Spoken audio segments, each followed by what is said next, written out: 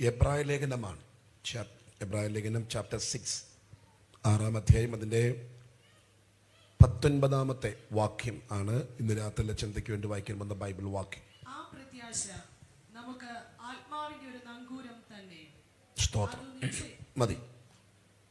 ആ പ്രത്യാശ നമുക്ക് ആത്മാവിൻ്റെ ഒരു നങ്കൂരം തന്നെ. അടുത്ത വാക്യം വായിക്കേണ്ടതില്ല, എങ്കിലും ആ വാക്യം ഒന്ന് പൂർത്തിയാക്കാൻ വേണ്ടിയിട്ട് നമുക്ക് വേണമെങ്കിൽ ഒന്ന് വായിച്ച് പൂർത്തിയാക്കാം. അത് നിശ്ചയവും സ്ഥിരവും തിരശ്ശീലയ്ക്കകത്ത് കടക്കുന്നതും ആകുന്നു. അവിടേക്ക് യേശു മൽക്കിസദേക്കിന്റെ ക്രമപ്രകാരം എന്നേക്കും മഹാപുരോഹിതനായി മുമ്പുകൂട്ടി നമുക്ക് വേണ്ടി പ്രവേശിച്ചിരിക്കുന്നു. ഞാനിന്ന് രാത്രി നിങ്ങളുമായിട്ട് പങ്കുവെക്കാൻ ആഗ്രഹിക്കുന്ന പ്രസംഗം ആ പ്രാരംഭ വാക്ക് മാത്രമാണ്. ആ പ്രത്യാശ നമുക്ക് ആത്മാവിൻ്റെ ഒരു നങ്കൂരം. ഈ നങ്കൂരം എന്ന് പറഞ്ഞാൽ അറിയാമോ? നങ്കൂരം, ലിസൺ. നങ്കൂരം എന്ന് പറഞ്ഞാൽ നങ്കൂരം. സാധാരണ ദീർഘദൂര യാത്രയ്ക്ക് പോകുന്ന കപ്പലുകൾ വലിയ പ്രതിസന്ധികൾ കടന്നു വരുമ്പോൾ ആ പ്രതിസന്ധിയിൽ നിന്ന് രക്ഷപ്പെടാൻ വേണ്ടി സൂക്ഷിക്കുന്ന ഒരു ഉപകരണമാണ്, ഒരു എക്യുപ്മെന്റ്സ് ആണ് നങ്കൂരം.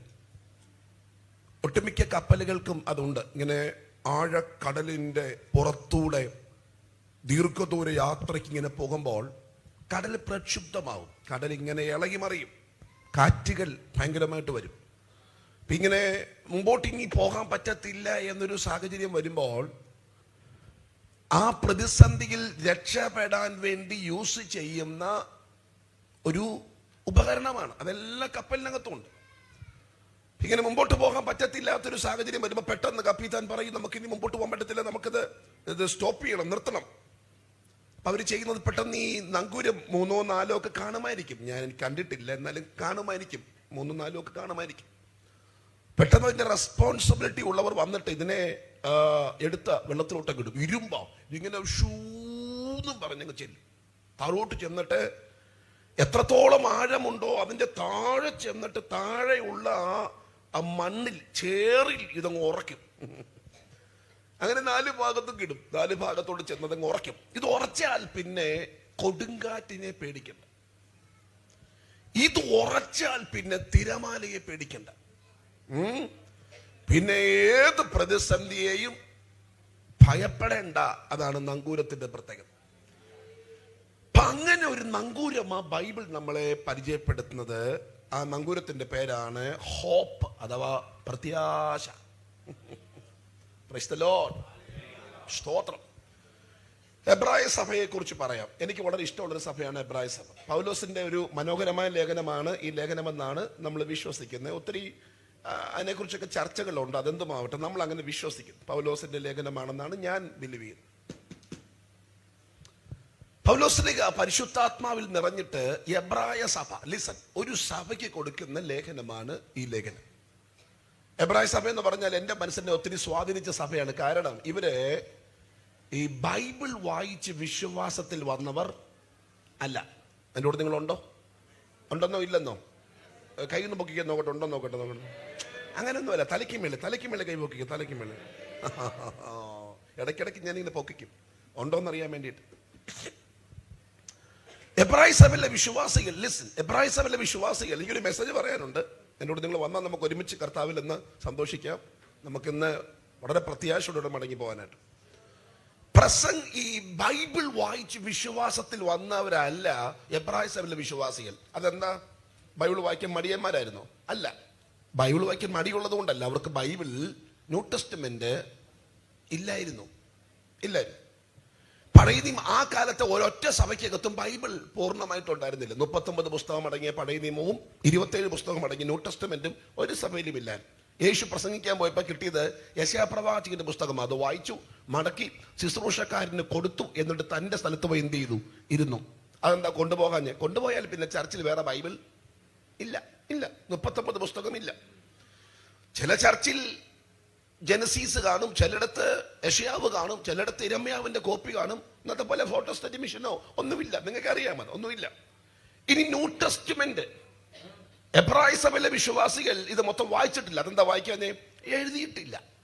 പുതിയ നിയമത്തിലെ ആദ്യത്തെ ലേഖനം എന്ന് പറയുന്നത് യാക്കോബിന്റെ ലേഖനമാണ് AD 44. രണ്ടാമത്തെ ലേഖനം ഗലാത്യ ലേഖനമാണ് AD 49. അത് ഗലാത്യ സഭയ്ക്കാണ്, എബ്രായ സഭയ്ക്കല്ല. മൂന്നാമത്തെ ലേഖനമാണ് തെസ്സലോനിക്ക ലേഖനം. അത് തെസ്സലോനിക്ക സഭയ്ക്കാണ്, എബ്രായ സഭയ്ക്കല്ല. നാലാമത്തെ പുസ്തകമാണ് മർക്കോസിന്റെ സുവിശേഷം. അഞ്ചാമത്തെ പുസ്തകമാണ് കൊരിന്ത്യ ലേഖനം. ഓക്കെ, അങ്ങനെ തുടങ്ങി ലാസ്റ്റ് പുസ്തകമാണ് വെളിപ്പാട് 96. AD 96 അത് എഴുതുന്നത്. ഇപ്പൊ എബ്രായ സഭയിലെ വിശ്വാസികൾ സത്യം പറഞ്ഞാൽ ഈ ലേഖനം പൗലോസ് എഴുതുമ്പോൾ വെളിപ്പാട് പുസ്തകം കണ്ടിട്ടില്ല. സ്തോത്രം, കണ്ടിട്ടില്ല. അപ്പൊ പിന്നെ എങ്ങനെ വിശ്വാസത്തിൽ വന്നേ? ഇങ്ങോട്ട് നോക്കുക, എങ്ങനെ വിശ്വാസത്തിൽ വന്നേ? അവര് വന്നത് വായിച്ചു വന്നവരല്ല, കേട്ടു വന്നവരാ. ഇങ്ങനെ പ്രസംഗം കേട്ടു. പെന്തക്കോസ് നാളിൽ വന്നവർ, പെന്തക്കോസ് വിശ്വാസത്തിൽ വന്നവർ മാറി മാറി പ്രസംഗിച്ചു. പൗലോസ് ഉൾപ്പെടെയുള്ള ശിഷ്യന്മാർ പ്രസംഗിച്ചു. പ്രസംഗം കേട്ടിട്ട് വിശ്വാസത്തിൽ വന്നവരായിരുന്നു ആര്? എബ്രായ സഭ വിശ്വാസികൾ. ഞാൻ മനസ്സിലാക്കുന്നത് കേട്ടിട്ട് വന്നവർക്ക് ഒരു പക്ഷേ നമ്മളെക്കാളൊക്കെ കുറച്ചുകൂടെ ഡിഗ്നിറ്റി ഉണ്ടായിരുന്നെന്നാ ഞാൻ മനസ്സിലാക്കുന്നത്. 10:32 വാക്യം തുടങ്ങി വായിക്കുമ്പോൾ നമുക്കറിയാം. ചാപ്റ്റർ 10:32. ബൈബിള് തുറന്നേ 10:32. നിങ്ങൾ പ്രകാശനം ലഭിച്ച ശേഷം, എന്നാൽ നിങ്ങൾ പ്രകാശനം ലഭിച്ച ശേഷം നിന്ദകളാലും പീഡകളാലും. അവർക്ക് പ്രകാശനം കിട്ടിയപ്പോ ആ പ്രകാശത്തിന് തത്തുല്യമായി ചുവടുകൾ വെച്ചപ്പോൾ അവർക്ക് നിന്ദകൾ ഉണ്ടായിരുന്നു. ഇങ്ങോട്ട് നോക്കൂ, നിന്ദകൾ ഉണ്ടായിരുന്നു. നിന്ദകളാലും പീഡനങ്ങൾ ഉണ്ടായിരുന്നു. പീഡനങ്ങൾ എന്ന് പറഞ്ഞാൽ നല്ല ആട്ടി ഉണ്ടായിരുന്നു. ഇപ്പൊ നമ്മൾ അങ്ങനെ അടി കൊണ്ട് പെന്തിക്കോസി വന്നവർ വളരെ കുറവാണ്. എനിക്കറിയത്തില്ല, ഇന്ന് നിന്ദകളൊക്കെ ഉണ്ടാവുമായിരിക്കും. പക്ഷെ നമ്മളെക്കാളൊക്കെ നിന്ദകൾ അന്ന് അവർക്കുണ്ടായിരുന്നു. നിന്ദകൾ ഉണ്ടായിരുന്നു, പീഡനങ്ങൾ ഉണ്ടായിരുന്നു. അടുത്ത വാക്യം, കൂത്തുകാഴ്ചയായി ഭവിച്ചു. എന്നിട്ട് ആ വക അനുഭവിക്കുന്നവർക്ക് അവർ എങ്ങനെന്തായിരുന്നു? കൂട്ടാളികൾ എന്ന് പറഞ്ഞ എന്താ അർത്ഥം എന്നറിയാമോ? അന്ന് ചർച്ചിനകത്തുള്ളവർക്ക് എല്ലാം ഒന്നല്ലെങ്കിൽ ഒന്ന് അനുഭവങ്ങൾ ഉണ്ടായിരുന്നു. ഈ അനുകരണ പെന്തിക്കോസ്റ്റ് അല്ലായിരുന്നു. അപ്പം പെന്തിക്കോസിലായതുകൊണ്ട് മോൻ പെന്തിക്കോസിൽ അങ്ങനെ അല്ലായിരുന്നു. എല്ലാം ഈ അനുഭവത്തിൽ വന്നവർ, അനുഭവ പെന്തിക്കോസ്റ്റ. ഇന്നിപ്പോ അങ്ങനെയുള്ളൊരു വളരെ കുറവാണ്. അനുകരണ പെന്തിക്കോസ്റ്റ കൂടുതൽ. ഇന്ന് അപ്പം പെന്തിക്കോസിലായതുകൊണ്ട് മോൻ ഇങ്ങനെ പെന്തിക്കോസിലൂടെ വന്നിരുന്നു. ഞാൻ പെന്തിക്കോസ് ആയതുകൊണ്ട് എന്റെ കൊച്ചിങ്ങനെ വരുന്ന നല്ല അനുഭവം കുറവ്. പണ്ട് ഈ അനുഭവമുള്ളവരുടെ ആരാധനയും അനുകരിക്കുന്നവരുടെ ആരാധനയും എന്തോ ഉണ്ട് വ്യത്യാസം. പാവക അനുഭവിക്കുന്നവർക്ക് കൂട്ടാളികളായിരുന്നു. മീൻസ് എല്ലാവരും അങ്ങനെയുള്ളവരായിരുന്നു. സ്തോത്രം, അനുഭവിക്കുന്നവർക്ക് കൂട്ടാളികളായിരുന്നു. അടുത്ത വാക്യം, ഇങ്ങനെ കഷ്ടങ്ങളാൽ വളരെ പോരാട്ടം സഹിച്ച നിങ്ങളുടെ പൂർവ്വകാലം എന്ന് പറഞ്ഞാൽ അവരുടെ പൂർവ്വകാലം വളരെ ഫൈറ്റിംഗ്. ഇത് മനസ്സിലാക്കേണ്ടത് ഈ ഫൈറ്റിംഗ് അവർ സ്വീകരിക്കുമ്പോഴും ബൈബിൾ വായിച്ചിട്ടല്ല, പ്രസംഗം കേട്ടിട്ടാ. എൻ്റെ കൂടെ നിങ്ങളുണ്ടോ? അപ്പൊ നമ്മള് പ്രസംഗം കേൾക്കുക മാത്രമല്ല, ബൈബിൾ വായിച്ചു. എത്ര വട്ടം വായിച്ചു? 5 വട്ടം വായിച്ചു. സ്തോത്രം. നമ്മൾ 5 വട്ടം വായിച്ചപ്പോഴും നിങ്ങൾ കൈയടിക്കാൻ അവർ ഒത്തിരി കഷ്ടപ്പെട്ടു. നമുക്ക് കൈയടിച്ച് പാട്ടുപാടാം. വളരെ പാടാം. സത്യം പറഞ്ഞാൽ എല്ലാവരെയും കൊണ്ട് കൈയടിപ്പിക്കുക എന്ന് പറഞ്ഞാൽ എന്നെ റിസ്ക് എന്നറിയാമോ? ഭയങ്കര പാടാം. 100% കൈയടിക്കുക എന്നൊക്കെ പറഞ്ഞാൽ എന്നെ ദൈവം മടുക്കും. അതിന് സംശയമില്ല, മടുക്കും. ഞങ്ങൾ ഈ കൈയടിപ്പിക്കാൻ വേണ്ടിയിട്ടാണ് ഈ സാധനമൊക്കെ കൊണ്ടുവച്ചേക്കുന്നത്. സത്യം പറഞ്ഞാൽ പണ്ടിതൊന്നും ഇല്ലായിരുന്നു. പണ്ട് കൂടപ്പാട്ടായിരുന്നു. ഇങ്ങനെ ഒരുമിച്ച് അങ്ങ് പാടുവാൻ. അന്തനെ കാണുവാൻ അർത്തിവാളേരുന്നേ ഇല്ല പ്രത്യാശ മറ്റോ ഇങ്ങനെ പാടുവാൻ. ഈ ന്യൂകമേഴ്സ് വരുന്ന കൊണ്ട് കൈയടിക്കൊരു അവതാളം. എല്ലാവരും അടിച്ചു പഠിച്ചിട്ട് വരുന്നവരല്ലല്ലോ. ചിലർ നന്നായിട്ട് അടിക്കും, ചിലർ ഈ അവതാളം വരും. അപ്പൊ ഞങ്ങൾക്ക് മനസ്സിലായി ഒരു താളത്തിൽ കൊണ്ടുപോകാൻ ഒരു താളമുള്ളത് നല്ലതാണെന്നും പറഞ്ഞാൽ ഞങ്ങൾ ട്രം എന്ത് ചെയ്ത് മേടിച്ച്. ഇപ്പൊ ട്രം അപ്പൊ അത് ഒക്കുന്നില്ല എന്ന് കണ്ടപ്പോ ഞങ്ങൾ അതിന്റെ കൂടെ ഒരു ട്രം കൂടെ മേടിച്ചു. സൈഡ് ഒരെണ്ണം കൂടെ മേടിച്ചു. ഇത് കോലുണ്ടെങ്കിൽ ഒരു താളം വരും. ഇപ്പൊ ഈ 2 ട്രമ്മിലും കാര്യങ്ങൾ നടക്കുന്നില്ല എന്ന് മനസ്സിലായപ്പോ ഞങ്ങൾ 3-4 ഒരുമിച്ചുള്ളത് മേടിച്ചു. കുട്ടി ഇങ്ങനെ അടിക്കുന്ന അപ്പൊ അത് അടിക്കുമ്പോ മിക്കവാറും ഇളകും. ഇതിനകത്തും ഇളകുന്നില്ല എന്ന് കണ്ടപ്പോഴാണ് ഞങ്ങൾ ഈ ഇലക്ട്രോണിക് മേടിച്ചോണ്ട് വന്നത്. ഇതിനകത്ത് ഞങ്ങൾ പതുക്കെ തുടങ്ങും. കാന്തേനെ കാണും തുടങ്ങി അന്തനെ കാണുമ്പോൾ ഇങ്ങനെ അവസാനം ഈ പാടുന്നവർ 2 ഇങ്ങനെ കാണിച്ചുകൊണ്ടിരിക്കും. ഈ പാടുന്നവർ നോക്കിയാൽ മതി, കാണിക്കും 2 കാണിക്കും. കട്ട കൂട്ടാനാ. അപ്പൊ ഈ അട്ട കൂട്ടുമ്പോൾ ഈ അടി പതുക്കെ എന്നുള്ളത് എന്താവും? സ്ട്രോങ് ആകും. അവസാനം 3-4. എന്ത് റിസ്ക്കാന്നറിയാമോ? എന്നാലും രസകരമാണ്. ഇത്രയൊക്കെ ചെയ്താലും എന്താ പിന്നെ നീ എന്നെ കൊണ്ടൊന്ന് പറയിപ്പിക്ക് എന്ന് ചിന്തിക്കുന്ന ആൾക്കാരാണ് അതിനേക്കാൾ കൂടുതൽ. മനസ്സിലാവുന്നുണ്ട്? അങ്ങനെയല്ല, വളരെ പോരാട്ടം. ഞാൻ ചോദിച്ചു എന്തിന്? സ്തോത്രം. വളരെ പോരാട്ടം സഹിച്ചു. ഇപ്പൊ പ്രസംഗം കേട്ടിട്ടാണ്, വായിച്ചിട്ടല്ല. ഇപ്പൊ നമ്മൾ വായിച്ചു, നമ്മൾ 5 വട്ടം വായിച്ചു. ഈ ബൈബിളൊക്കെ എത്ര ലളിതമാണെന്നറിയുമോ? ബൈബിൾ ഇപ്പൊ സിമ്പിളാണ്. ഇപ്പൊ നിങ്ങളിൽ പലരും ഈ പ്രസംഗത്തിന്റെ കൺക്ലൂഷൻ വന്നു കഴിഞ്ഞു. നിങ്ങളിൽ പലരും ഇനി ഈ പുള്ളി എവിടെ കൊണ്ട് ഒപ്പിക്കും, നിങ്ങൾ കൺക്ലൂഷന് വന്നു കഴിഞ്ഞു. നിങ്ങളുടെ മുഖത്തൊരു ടെൻഷനുണ്ട്, പുള്ളി ഒപ്പിക്കുമോ. കാരണം നിങ്ങൾ എനിക്ക് നിങ്ങളുടെ ഫേസ് കാണും, കാരണം അത്രയ്ക്ക് നമ്മൾ വന്നു കഴിഞ്ഞു. പക്ഷെ ഇതുവരെ ബൈബിൾ തുറന്നിട്ടില്ല. രക്തത്താലിച്ച് തുറന്നിട്ടില്ല ഈ സാധനം. ബൈബിൾ തുറന്നിട്ടില്ല.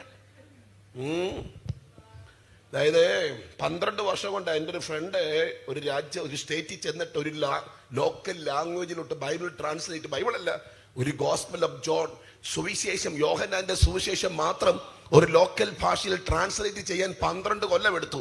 അപ്പൊ 66 പുസ്തകം നമ്മുടെ ഭാഷയിൽ കിട്ടണമെങ്കിൽ എത്ര കൊല്ലത്തെ അധ്വാനമായിരിക്കും അറിയാമോ? അതൊക്കെ മനസ്സിലാക്കുന്നവർക്കായി കർത്താവിനെ ഞാൻ സ്തുതിക്കുകയാണ്. കഷ്ടങ്ങളെ വളരെ പോരാട്ടം സഹിച്ച നിങ്ങളുടെ പൂർവ്വകാലം ഓർത്തുകൊള്ളുകയും ഞാൻ അവരെ അപ്രീഷിയേറ്റ് ചെയ്യുന്നു. കാരണം വായിച്ചു മനസ്സിലാക്കാതെ കേട്ട് മനസ്സിലാക്കിയിട്ട് അവർ ഈ പോരാട്ടം സഹിച്ചല്ലോ, ഈ ത്യാഗം സഹിച്ചല്ലോ, അല്ലേ? ഇനി അടുത്ത കാര്യം കേട്ടോ, നമ്മളെ ഞെട്ടിക്കും. വായിച്ചു. തടവുകാരോട് നിങ്ങൾ സഹതാപം കാട്ടിയത് കൂടാതെ സ്വർഗത്തിൽ നിലനിൽക്കുന്ന ഉത്തമ സമ്പത്തുണ്ടെന്നറിഞ്ഞ് സമ്പത്തിന്റെ അപകാരവും സന്തോഷത്തോടെ സഹിച്ചുവല്ലോ. നിങ്ങൾ മനസ്സിലാക്കിയോ വാക്യം? തടവുകാരോട് നിങ്ങൾ സഹതാപം കാണിച്ചു. എബ്രായ സഭയിലെ ആൾക്കാരാണ് തടവുകാരോട് സഹതാപം കാണിച്ചു എന്ന് പറഞ്ഞാല് ബദ്ധന്മാർക്ക് വിടുതൽ, അവർക്ക് ആവശ്യമായതൊക്കെ കൊടുത്തു, സഹതാപം കൊടുത്തു. എന്നിട്ട് സ്വർഗത്തിൽ നിലനിൽക്കുന്ന ഉത്തമ സമ്പത്തുണ്ടെന്നറിഞ്ഞ് സമ്പത്തിന്റെ അപകാരവും ചിരിച്ചോണ്ട് സഹിച്ചു. എന്ന് പറഞ്ഞാലേ ആരോ വന്ന വണ്ടി എടുത്തോണ്ട് പോയപ്പോ അവര് പറഞ്ഞെന്ന് കൊണ്ടുപോകും, ഞങ്ങൾക്ക് സ്വർഗത്തിൽ പ്രതിഫലം ഉണ്ട്, കൊണ്ടുപോയിക്കോളാൻ. സമ്പത്തിന്റെ അപകാരം ചിരിച്ചോണ്ട് ഹാപ്പിയാണ്. വണ്ടി കൊണ്ടുപോകണോ? ഓക്കെ. സൈക്കിൾ കൊണ്ടുപോകണോ? ഓക്കെ. എന്റെ വസ്തു എടുത്തോണ്ട് ഓക്കെ. നടക്കുവോ എന്ന് പറഞ്ഞ് അല്ല, അങ്ങനെ ഉണ്ട്, കൈവൊക്കെ എനിക്ക് എടുത്തോണ്ട് പോകാൻ വേണ്ടിട്ട്. എന്നോട് നിങ്ങൾ പറയണം പ്ലീസ്. സ്തോത്രം.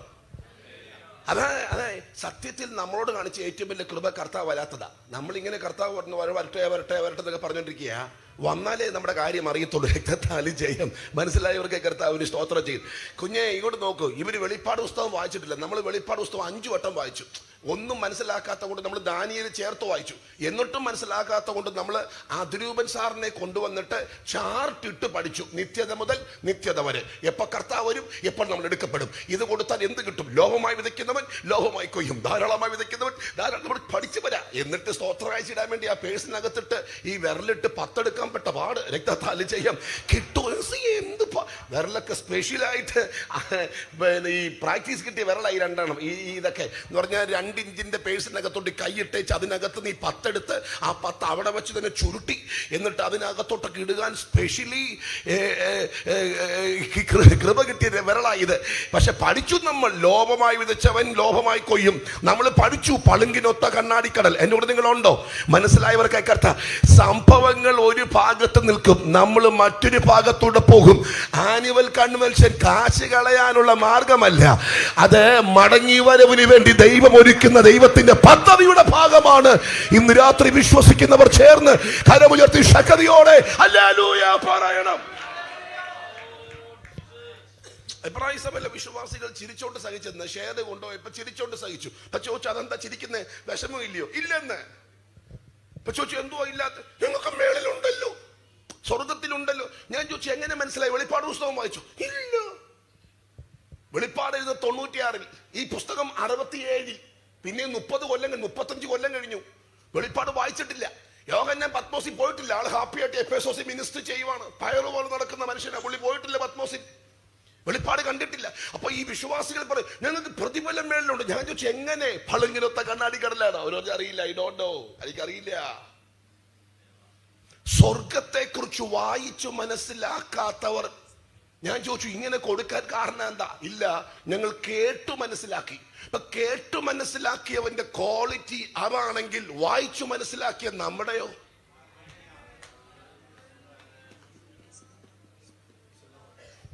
നിങ്ങൾ എന്നോട് ഉണ്ടെന്ന് ഞാൻ ചിന്തിക്കുന്നു. Praise the Lord. കരമുയർത്തി ഒരുമിച്ചൊരു സ്തോത്രം എന്ന് പറഞ്ഞേ, ശക്തിയോട് ഒരുമിച്ചൊന്ന് സ്തോത്രം ചെയ്ത്. സ്തോത്രം. എനിക്ക് എബ്രായ സഭക്കാരെ അങ്ങനെ കൊടുത്തെങ്കിൽ അവരെക്കാൾ അത്ഭുതമായി തോന്നിയ വേറെ ടീമുണ്ട്. ഇത് എനിക്കറിയത്തില്ല, ഞാൻ എങ്ങനെ എക്സ്പ്ലെയിൻ ചെയ്ത് പൂർത്തിയാക്കുന്നു, കാരണം 1.5 മണിക്കൂർ കൊണ്ട് സമുദ്രത്തിൽ. എബ്രായ സഭക്കാരോട് പറയാണ്, വിശ്വാസത്താൽ അവർ രാജ്യങ്ങളടക്കി. അവർ ആര്? വേറെ ആൾക്കാർ. സഭയിലുള്ളവരാണോ? അല്ല, വേറെ ആൾക്കാർ. അവരാര്? വേറെ.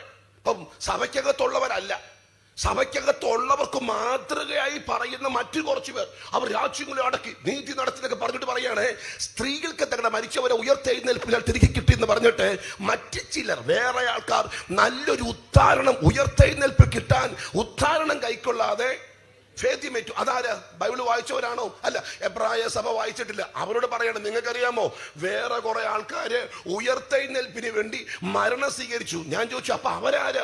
ബൈബിള് കണ്ടിട്ടുള്ളവർ പോലുമല്ല. സ്തോത്രം. പക്ഷെ അവരുടെ ഉള്ളിലും ഒരു പ്രതീക്ഷ ഉണ്ടായിരുന്നു. എന്ത്? പുനരുത്ഥാനവും ഉദ്ധാരണവും രക്തത്താൽ ചെയ്യും.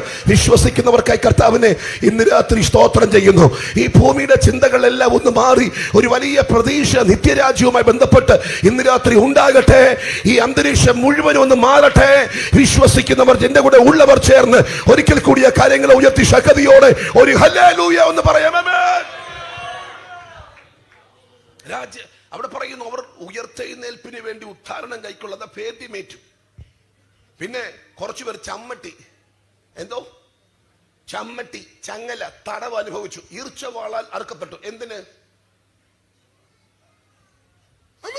എന്നോട് നിങ്ങളുണ്ടോ? അയ്യോ, എന്നെ ഞെട്ടിപ്പിച്ച വിഷയം ഇവര് ബൈബിള് വായിക്കാത്തവരാന്നുള്ളതാണ്. ബൈബിള് വായിക്കാത്ത അവർ ചമ്മട്ടി കൊണ്ട് അടിക്കാനും ഈർച്ച കൊണ്ട് അറക്കാനും ഏൽപ്പിച്ചു കൊടുത്തു. അറുക്കണോ? ഓ. അടിക്കണോ? ഓ. അലയണോ? ഓ. അപ്പൊ അവരങ്ങനെ. നമ്മളോ? വായിച്ചു, രക്ഷിക്കപ്പെട്ടു, നമ്മൾ പഠിപ്പിക്കുകയും പ്രസംഗിക്കുകയും ചെയ്യാണ്. അപ്പൊ അവരുടെ ഈ എബ്രായ സഭയെയും നമ്മളെയും കൂടെ ഒരുമിച്ച് നിർത്തി എങ്ങാനും കമ്പയർ ചെയ്തിട്ടൊരു ന്യായവിധി എങ്ങാനും ഉണ്ടായി പോയാൽ,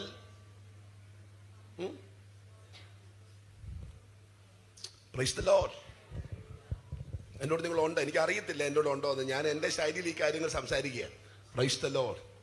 വേറെ റലമായിരുന്നു അവരുടെ തുടക്കം, വേറെ റലമായിരുന്നു, അസാധാരണ റലമായിരുന്നു. അവരുടെ മനസ്സിനകത്ത് ഭയങ്കര ദൈവരാജ്യത്തെ കുറിച്ചുള്ള പ്രതീക്ഷകളും പ്രത്യാശകളും ഉണ്ടായിരുന്നു. അതുകൊണ്ട് തന്നെ സ്തോത്ര ആ ലൈഫ് എന്ന് പറയുന്നത് ഏറ്റവും സുന്ദരമായിരുന്നു എന്നാണ് ഞാൻ മനസ്സിലാക്കുന്നത്. 1-ാം നൂറ്റാണ്ട് ആ സഭയുടെ തുടക്ക കാലഘട്ടം, നമുക്കും അങ്ങനത്തെ ഒരു കാലഘട്ടം ഉണ്ടായിരുന്നു കേട്ടോ. നമ്മുടെ ഈ പെന്തിക്കോസിന്റെ തുടക്കം എന്നൊക്കെ പറയുന്നത് ഒരു അസാധാരണ തുടക്കമായിരുന്നു. രക്തത്താൽ ചെയ്യും. അന്നത്തെ ആ ദൈവദാസന്മാരും ദൈവഭക്തന്മാരുടെ പാട്ടും ആരാധനയും ഒക്കെ തന്നെ ഒരു പ്രത്യേക റലത്തിലായിരുന്നു. അന്നത്തെ പാട്ടുകൾക്ക് ആ ഒരു ടേസ്റ്റ് ഉണ്ട്. സ്തോത്രം. ആ പാട്ടെല്ലാം തന്നെ പ്രത്യാശ വർദ്ധിപ്പിക്കുന്ന പാട്ടുകളാ.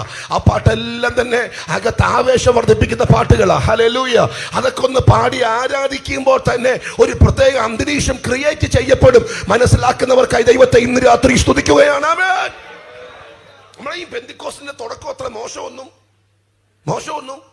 അല്ലായിരുന്നു. ആദ്യ നൂറ്റാണ്ടിലെ അപ്പച്ചൻ ആ പിതാക്കന്മാരുടെ ആരാധനയും പാട്ട് അന്ന് ഇതുപോലത്തുള്ള ഞാൻ വന്നപ്പോൾ സത്യം പറയാൻ എൻ്റെ അച്ഛൻ ഞെട്ടിപ്പോയി. എന്തോ കുശീനന്നൊക്കെ നിങ്ങളെ കാണാൻ പോലും പറ്റുന്നില്ല, തല മാത്രം മേളിലുള്ളൂ, രക്തത്താല്. ഇത്ര സുന്ദരമായ കുഷ്യനിലും AC ഒക്കെ ഇരുന്ന് എങ്ങനെ സ്തോത്രം പറയാൻ പറ്റും? മറ്റത് വൃക്ഷത്തിന്റെ ചോട്ടിലായിരുന്നു. രണ്ടുപേരും ഒരുമിച്ച് യോഗത്തിന് വരത്തില്ല, അപ്പച്ചനും അമ്മച്ചി. പണ്ട് ചോദിച്ചു, എന്താ രണ്ടുപേരും വരാത്തെ? എന്നിട്ട് പച്ചാൻ പറഞ്ഞു, ഒരു കാര്യമുണ്ട്, പാസ്റ്ററുടെ പിന്നെ പറയാം. ചോദിച്ചു, എന്തോ? പിന്നെ ചോദിച്ചു, എന്താ അപ്പച്ച രണ്ടുപേരും വരാത്തതിന്റെ കാരണം ഒരു മുണ്ടേ ഉള്ളൂ. പകല് അവൾ ഉടുത്തോണ്ട് വരും, വൈകിട്ട് ഞാൻ ഉടുത്തോണ്ട് വരും.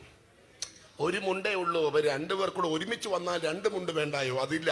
പക്ഷെ വന്നിട്ട് ഇരുന്നൊരു പാട്ട് പാടിയാൽ ആ പാട്ടിനകത്ത് വെളിപ്പെടുന്ന ആത്മസാന്നിധ്യം നിസ്സാരമല്ല. ഓ എന്നീ ഞാൻ ചേർന്നിടും പൊന്നുമുഖം കാണുവാൻ, എന്നീ ഞാൻ ചേർന്നിടും പൊന്നുമുഖം കാണുവാൻ, ശോഭയേറും നാട്ടിൽ ഞാൻ പോയിടുവാൻ കാലമായി, ശോഭയേറും നാട്ടിൽ ഞാൻ പോയിടുവാൻ കാലമായി എന്നു കാണും. ഓ എന്നു കാണും യേശുരാജനെ. ഓ ലോകത്തിൽ ഞാനൊരു നിന്നിതരെങ്കിലും, ലോകത്തിൽ ഞാനൊരു നിന്നിതരെങ്കിലും മേഘത്തിൽ ഞാൻ വധുവായി ഓ മേഘത്തിൽ ഞാനൊരു വധുവായി മാറുമേ. എന്നു കാണും യേശുരാജനെ. എന്നു കാണും യേശുരാജനെ. ആൾക്കാരുടെയൊക്കെ പ്രത്യാശയാ. സുന്ദരമായ ഒരു പാട്ടാണ്. മോനെ താളെ വിടാമെങ്കിൽ ഇട്ടോ, ഹൃദയ വിടാമെങ്കിൽ ഇട്ടോ, ഇതാ എന്റെ പിച്ച്, ഇതാ എന്റെ പിച്ചിൽ, ആ പിച്ചിൽ ഇടാമെങ്കിൽ ഇട്ടോ, നമുക്ക് ആ പാട്ടൊന്നുകൂടെ പാടാം. താലിച്ച് ഇടാമെങ്കിൽ ഇട്ടോ, ഹൃദയ ഒരു ശകലം കൊണ്ടൊന്ന് കൂട്ടി, ഒരു ശകലോടൊന്ന് കൂട്ടി നമുക്ക് ഒരുമിച്ച് അങ്ങ് പാടണം. താൽ സ്തോത്രം. ഓ മുൾക്കിരീടധാരിയായി കടന്നു പോയ പ്രിയനെ, മുൾക്കിരീടധാരിയായി കടന്നു പോയ പ്രിയനെ, പൊൻകിരീടധാരിയായി അന്നു ഞാൻ, ഓ പൊൻകിരീടധാരിയായി ഞാൻ ഹല്ലേലൂയ. എന്നു കാണും യേശുരാജനെ. ഓ എന്നു കാണും യേശുരാജനെ. ഓ ലോകത്തിൽ ഞാനൊരു നിന്നിതനെങ്കിലും, ലോകത്തിൽ ഞാനൊരു നിന്നിതനെങ്കിലും വേഗത്തിൽ ഞാനൊരു വധുവായി വാഴുമേ. വേഗത്തിൽ ഞാനൊരു വധുവായി വാഴുമേ. എന്നു കാണും യേശുരാജനെ. ഓ എന്നു കാണും യേശുരാജനെ. ഹല്ലേലൂയ. ചേർന്ന് കരമുയർത്തി നല്ലൊരു സ്തോത്രം. ഹല്ലേലൂയ. അന്നത്തെ കാലത്തെ ആൾക്കാരുടെ പ്രത്യാശ ഭയങ്കരമായിരുന്നു എന്നാണ്. ഇപ്പൊ എത്ര മനോഹരമായി ഇരിപ്പിടം വന്നുണ്ടോ. അഭിഷക്തന്മാരെ കാണുമ്പോൾ തന്നെ നമുക്കൊരു സന്തോഷം. പാഴ്സനേജ് എനിക്ക് ഭയങ്കര ബഹുമാനം എന്ന് പറഞ്ഞാൽ ചുമ്മാ ഭംഗിവാക്കല്ല. പാഴ്സനേജിന്റെ പരിമിതമായ മുറിയിൽ താമസിച്ചുകൊണ്ട് പരിഭവങ്ങൾ കൂടാതെ ശുശ്രൂഷിക്കുന്ന ഭക്തന്മാരാണ്. സന്തോഷം. ഇതുപോലത്തെ ഒരു വേദിയിൽ പണ്ടൊരു ശുശ്രൂഷകൻ ഇരിപ്പിടം കൊടുത്തിട്ട് ഇരിക്കാൻ പുള്ളിക്ക് പറ്റിയില്ലെന്നാ, പുള്ളി ഇരുത്തിയില്ലെന്നെങ്ങാണ്ടൊരു സംഭവം ഞാൻ കേട്ടിട്ടുണ്ട്. ഇരിക്കാൻ വന്ന് ഇരിപ്പിടം കൊടുത്തില്ല. അപ്പൊ ഇന്നെങ്ങാനുമാണെങ്കിൽ ഇത്ര മനോഹരമായൊരു സ്റ്റേജിൽ ഇരിപ്പിടം കൊടുത്തില്ലെങ്കിൽ പോകുന്ന വഴിക്ക് എന്തായിരിക്കും പറയുന്നേ? പട്ടി അടിക്കുമെന്ന് പറഞ്ഞിട്ട് പോകും. പക്ഷെ ആ മനുഷ്യൻ അങ്ങനെ പറഞ്ഞിട്ട് പോയില്ല. പിന്നെ അയാൾ ഇവിടുന്ന് ഇറങ്ങി പോകുമ്പോഴും അകത്ത് എന്താണെന്നറിയാമോ? ഒരു പാട്ടാ കൊടുത്തതെന്നാണ്. ആ പാട്ടാ നമ്മൾ പാടി കർത്താവിനെ ആരാധിക്കുന്നത് ഇല്ലേ? സ്തോത്രം എന്ന് പറഞ്ഞാൽ ഇരിപ്പിടം കിട്ടാതെ പറഞ്ഞയച്ചപ്പോഴും പാടിയ പാട്ട് നിന്നെ തകർക്കാൻ ദൈവം വരുമെന്നല്ല. പിന്നെ ആ പോകുന്ന വഴിക്കും അയാൾ പാടിയ പാട്ട് രാജരാജൻ എന്റെ കൂടെ വരും. രാജരാജൻ വരുമ്പോൾ രാജരാജ പ്രതിമയെ ധരിപ്പിച്ചിട്ട് എന്നെ തന്റെ കൂടെ ഇരുത്തുന്ന രാജാവ് വേഗം വരും. അതായിരുന്നു അന്നത്തെ പാട്ട്. മനസ്സിലാക്കുന്നുണ്ടോ? ഞാൻ ഓർക്കുന്നുണ്ട് പണ്ട് കേരളത്തിൽ ഇതുപോലത്തെ ഒരു സംഭവത്തിൽ പ്രസംഗം കഴിഞ്ഞിട്ട് വീട്ടിലോട്ട് പോയപ്പോ ഹെലികോപ്റ്റർ താന്നിങ്ങനെ പറന്നു പോലും. ഹെലികോപ്റ്റർ താന്ന് പറന്നപ്പോ ആ ശബ്ദം കേട്ട് യേശു വന്നേ എന്നും പറഞ്ഞുകൊണ്ട് വീട്ടിനകത്തുനിന്ന് ഭക്തനായ ഒരു മനുഷ്യൻ പുറത്തിറങ്ങിയെന്നാണ്. സ്തോത്രം സ്തോത്രം. സത്യം പറഞ്ഞാൽ നമുക്കത് കേൾക്കുമ്പോൾ ചിരിയൊക്കെ വരുമെങ്കിലും പണ്ട് ഞാൻ മനസ്സിലാക്കിയത് ഒരുവനെത്താൻ നനച്ചിരുന്നാൽ വരുന്നവനെല്ലാം അവനെന്ന് തോന്നും. ഓരോ മെസ്സേജ് കഴിയുമ്പോഴും, ഓരോ കൺവെൻഷൻ കഴിയുമ്പോഴും, ഓരോ കൂട്ടായ്മ കഴിയുമ്പോഴും യേശുവിന്റെ വരവും സ്വർഗരാജ്യവും മാത്രമായിരുന്നു ജനത്തിന്റെ മനസ്സിലെ ചിന്ത. മറ്റൊരു പ്രതീക്ഷ ഉണ്ടായിരുന്നില്ല. അതുകൊണ്ട് പണ്ട് കാലത്തെ പ്രസംഗങ്ങളെല്ലാം അങ്ങനെ ആയിരുന്നു. പണ്ടത്തെ പ്രസംഗമാണ് കർത്താവിന്റെ മടങ്ങി വരവ്, കുഞ്ഞാടിന്റെ കല്യാണം, ശാശ്വത ഭവനം, ചൂള പോലെ കത്തുന്ന ഒരു ദിവസം വരുന്നു, സലഹങ്കാരികളും ദുഷ്പ്രവർത്തിക്കാരും താളടിയാകും. ഇന്നിപ്പോ ആ സൈസ് മെസ്സേജുകൾ കേൾക്കാനില്ല. ഈ സൈസ് മെസ്സേജുകൾ കേൾക്കാൻ തുടങ്ങിയാൽ ലോകത്തിന്റെ ചിന്തകൾ മാറാൻ തുടങ്ങും. നിങ്ങൾക്കറിയാമോ, മീശ വെടിച്ചത്, പെന്തിക്കോസി വന്നത്, ഓർണമെന്റ്സ് ഊരിയത്, സ്നാനപ്പെട്ടത്, വലിയ പള്ളി വിട്ടത്, ഇതിനകത്തോട്ട് വന്നു കയറിയത് ഫിനാൻസ് ഉണ്ടാക്കാനല്ല, ഉണ്ടാക്കാനല്ല, സൗഖ്യം ഉണ്ടാക്കാനല്ല, കുഞ്ഞുങ്ങൾക്ക് ഭാവി ക്രിയേറ്റ് ചെയ്യാനല്ല. ഇതിന്റെ പിമ്പിൽ വന്നതിന്റെ ഒറ്റ റീസൺ, ഇന്നല്ലെങ്കിൽ നാളെ യേശു മടങ്ങി വരുമ്പോൾ യേശുവിനോട് കൂടെ ചേർന്ന് ആ രാജ്യത്ത് ചെന്ന് ചേരണമെന്നുള്ള ഒരു വലിയ പ്രതീക്ഷയിലും പ്രത്യാശയിലുമാണ് ഇന്ന് രാത്രി വിശ്വസിക്കുന്നെങ്കിൽ, അത് മനസ്സിലാക്കുന്നെങ്കിൽ ചേർന്ന് ഒരുമിച്ച് ഹല്ലേലൂയ പറ. സത്യം പറഞ്ഞ കർത്താവിന്റെ മടങ്ങി വരവോ സ്വർഗരാജ്യ പ്രവേശനമൊക്കെ വിശ്വസിക്കുന്ന ഒരു പെന്തിക്കോസ്തിന് ഇപ്പൊ വളരെ വളരെ വളരെ കുറവാണ്. അതുകൊണ്ട് ഇപ്പൊ ആമേൻ കർത്താവ് വേഗം വരണേ നമ്മൾ പറയുന്നില്ലല്ലോ. ആമേൻ കർത്താവ് അങ്ങനെ സാധനം ഇല്ലയോ? പിതാവായ പറയുമ്പോഴേ നമ്മൾ ബൈബിൾ മടക്കി പിതാവായ പുത്രനായ സിബിട്ടു പരിശുദ്ധാത്മാവിന്റെ കാര്യം പറയുമ്പോൾ നമ്മൾ വെളിയിൽ ചെല്ലും. ആമേൻ കർത്താവേ വേഗം വരണമെന്ന് ആത്മാർത്ഥമായി പറയുന്നൊരു കൈമുക്കാൻ പറഞ്ഞാലോ ഇല്ല. കഴിഞ്ഞിടയ്ക്ക് ഞാനൊരു സൺഡേ സ്കൂളിന്റെ ഹെഡ് മാസ്റ്ററോട് ചോദിച്ചു, അച്ഛാ ഇങ്ങനെയൊക്കെ പോയാൽ മതിയോ, കർത്താവ് വരത്തില്ലയോ? അദ്ദേഹം പറഞ്ഞ് മറുപടി കേൾക്കണോ, ഈ കാലത്ത് ഇതൊക്കെ ആരെങ്കിലും വിശ്വസിക്കുമോ എന്നാ. ഹെഡ് മാസ്റ്ററിന്റെ ഗതി അതാണ്. പിന്നെ പുള്ളി പഠിപ്പിക്കുന്ന കുഞ്ഞുങ്ങളുടെ കാര്യം പറയണോ? Price the Lord. പക്ഷെ അങ്ങനെയല്ല. എബ്രായ വിശ്വാസികൾക്ക് ആ ഒരു ഉറപ്പുണ്ടായിരുന്നു, ഞങ്ങൾക്ക് സ്വർഗത്തിൽ നിലനിൽക്കുന്ന പ്രതിഫലമുണ്ട്. ഒരു മങ്ങിയ വെളിപ്പാടിൽ, പുതിയ നിയമത്തിന്റെ വെളിപ്പാടല്ല, വീതി സ്വച്ഛ സ്ഫടിക തുല്യം തങ്ക നിർമ്മിതമായ പട്ടണത്തെ കുറിച്ചുള്ള വെളിപ്പാടല്ല. ഓൾഡ് ടെസ്റ്റ്മെന്റിന്റെ മങ്ങിയ വെളിപ്പാടിൽ പ്രോപ്പർട്ടികൾ, ഷെയറുകൾ കൊടുക്കാൻ, ചിരിച്ചോണ്ട് കൊടുക്കാൻ അവർക്ക് മനസ്സുണ്ടായതിന്റെ കാരണം, ഇന്നല്ലെങ്കിൽ നാളെ ഞാൻ ആ രാജ്യത്ത് ചെന്ന് പാർക്കും. അതായിരുന്നു നമ്മുടെയും പ്രത്യാശ. അങ്ങനെ തന്നെ ആയിരുന്നു. ഇന്നേക്ക് 10 കൊല്ലം മുമ്പ് വിശ്വാസത്തിൽ വന്ന കാലഘട്ടം ഒന്ന് ഓർത്ത് നോക്കിക്കേ. നമ്മുടെ ഈ വിശ്വാസം അതൊക്കെ തന്നെ ആയിരുന്നു. മറ്റൊന്നും ചിന്തിച്ചില്ല. ആരാധന മഹത്വപ്പെടുത്തലായിരുന്നു. ആരാധന വിടുതൽ കിട്ടാൻ വേണ്ടിയുള്ള കുറുക്കു വഴി അല്ലായിരുന്നു. ആരാധന പ്രൈസ് എന്ന് പറയുന്നത് സ്തോത്രം അർപ്പിക്കലായിരുന്നു, വിടുതൽ കിട്ടാൻ വേണ്ടിയുള്ള മാർഗമല്ലായിരുന്നു. എന്നാൽ ഇന്ന് ഉറക്കെ കൈയടിച്ചാൽ വിടുതൽ കിട്ടുമെങ്കിൽ അടിക്കാൻ തയ്യാറാ. ഉറക്കെ സ്തോത്രം പറഞ്ഞാൽ സൗഖ്യം കിട്ടുമെങ്കിൽ തയ്യാറാ. മഹത്വപ്പെടുത്തലല്ല, വിടുതൽ കിട്ടാൻ വേണ്ടിയുള്ള കുറുക്കു വഴിയിലേക്ക് ദൈവസഭ മാറിയെന്ന് ഇന്ന് രാത്രി ഞാൻ പറഞ്ഞാൽ അത് തിരിച്ചറിയാൻ കരുത്തുള്ള ദൈവമക്കൾക്കായി ഇന്ന് രാത്രിയിൽ ഞാൻ ദൈവത്തെ സ്തുതിക്കുകയാണ്. സമയം പോകുന്ന എനിക്ക് വൈൻഡപ്പ് ചെയ്യണം, വേഗത്തിൽ മുമ്പോട്ട് ഓടുക. അങ്ങനെ കരുത്തരായ സഭയായിരുന്നു എബ്രായ സഭ. ഒന്നിനും പേടിക്കാത്ത സഭ.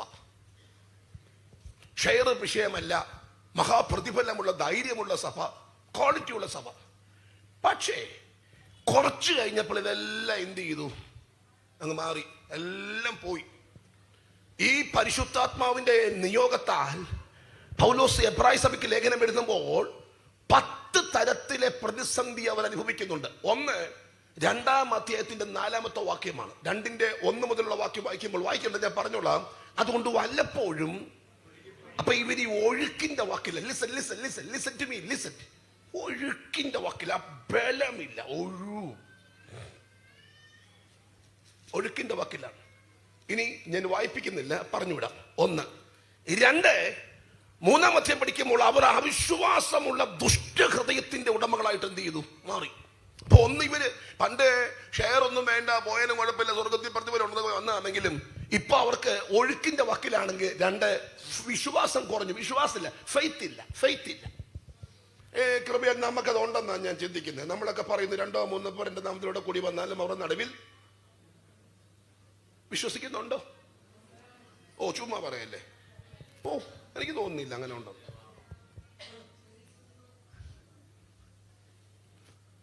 പണ്ട് വിശ്വാസം ഉണ്ടായിരുന്നു, ഇന്നതുണ്ടോ എനിക്കറിയില്ല. ഉണ്ടെങ്കിലുണ്ട്.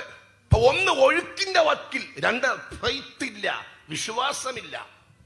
ഇനി 3, അവർക്ക് മന്ദതയുണ്ടായി. വാക്യം വായിപ്പിക്കുന്നില്ല, 6:12. ഇങ്ങനെ നിങ്ങൾ മന്ദതയുള്ളവരാകാതെ എന്ന് പറഞ്ഞാൽ ഭയങ്കര മന്ദതയിലേക്ക് വന്നു. പണ്ട് സഭായോ എന്ന് പറഞ്ഞ 9 മണിക്കാണെങ്കിൽ 8:45 ആകുമ്പോൾ കറക്റ്റ് അവിടെ എത്തുന്ന ആളാ. ഇപ്പൊ ഈ 9 മണിക്കാണെങ്കിൽ 9:45 ആയാലും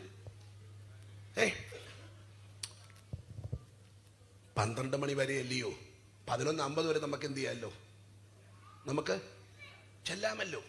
പണ്ടാണെ ആവേശമായിരുന്നു. കുഞ്ഞുങ്ങളെയൊക്കെ പെറുക്കി കൂട്ടിയെടുത്ത് ഓടുന്ന ഓട്ടം കണ്ടാൽ നമുക്കറിയാം, ഭയങ്കര ആവേശത്തില്ല.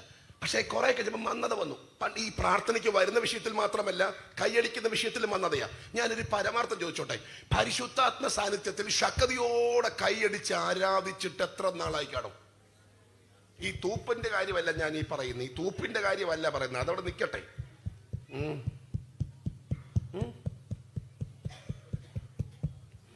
അവർക്ക് മന്ദതയുണ്ടായി. ഒഴുക്കിന്റെ വക്കിൽ അവിശ്വാസം പിടിക്കപ്പെട്ടു, മന്ദതയുണ്ടായി. 4, നിങ്ങളിൽ ചിലർ ചെയ്യുന്ന പോലെ നിങ്ങളുടെ സഭായോഗങ്ങളെ, അപ്പൊ അവിടെ സഭായോഗങ്ങൾ എന്ത് ചെയ്യാൻ തുടങ്ങി? ഉപയോഗിക്കാൻ തുടങ്ങി. സഭായോഗമേ ഇപ്പൊ നമ്മുടെ നാട്ടിലെ ആൾക്കാർ കൂടിക്കൊണ്ടിരിക്കുക. നിങ്ങൾക്കറിയാമോ, മിക്കവാറും ഞായറാഴ്ച പാസ്റ്റർമാരുടെ മനസ്സിനകത്തുള്ള ടെൻഷൻ എന്നറിയാം. ഇരിക്കുന്നുണ്ട് 10-30 പേര്. ചോദിച്ചു നോക്കിക്കേ, സമാധാനമായിട്ടൊരു സഭായോഗം വൈൻഡപ്പ് ചെയ്തിട്ടുണ്ടോ എന്ന്. ഇല്ല. സഭായോഗം കഴിഞ്ഞ് അന്നേരം ചിന്തിക്കുക, എന്നാ കുഞ്ഞമാമ വരാഞ്ഞ്, ഈ തങ്കമാമ എന്താ കണ്ടില്ലല്ലോ, കുഞ്ഞുട്ടിച്ചാൻ വന്നില്ലല്ലോ. വരാത്തതിനെ കുറിച്ചുള്ള ടെൻഷൻ. അതില്ലാത്ത ഒറ്റ ആഴ്ച പോലും ഇല്ലല്ലോ.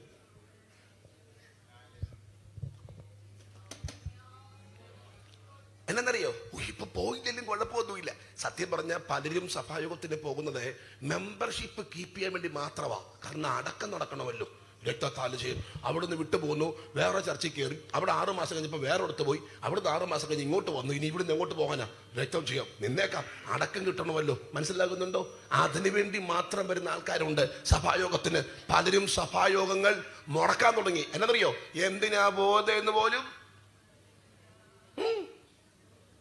സ്തോത്രം. നിങ്ങൾ വിഷമിക്കേണ്ട കേട്ടോ, ഞാൻ എബ്രായ സഭയെ കുറിച്ച് പറഞ്ഞ നിങ്ങൾക്ക് ആ പ്രശ്നമില്ല, നിങ്ങൾ കാണും പറയും. സഭായോഗം മുടക്കാൻ തുടങ്ങി. ഇനി അടുത്തത് 5ാമത്തെ പ്രശ്നം, ഉത്സാഹമില്ലാത്തവരായി. പണ്ടത്തെ എരിവില്ല. കൺവെൻഷൻ എന്നൊക്കെ പറഞ്ഞ പണ്ട് എന്തു എരിവായിരുന്നു. ഇപ്പൊ ആ എരിവില്ല. നടത്തുന്നവർ നടത്തട്ടെ, ആട്ടെ, നമ്മൾ കൂടെ ഉണ്ട്. എരിവില്ല, ഉത്സാഹമില്ല, മന്ദത, സഭായോഗമില്ല, ഒഴുക്കിന്റെ വക്കിൽ അവിശ്വാസം കയറി. ഇനി 10-35 വായിക്കുമ്പോൾ, മഹാപ്രതിഫലമുള്ള നിങ്ങളുടെ ധൈര്യം എന്ത് ചെയ്യരുത്?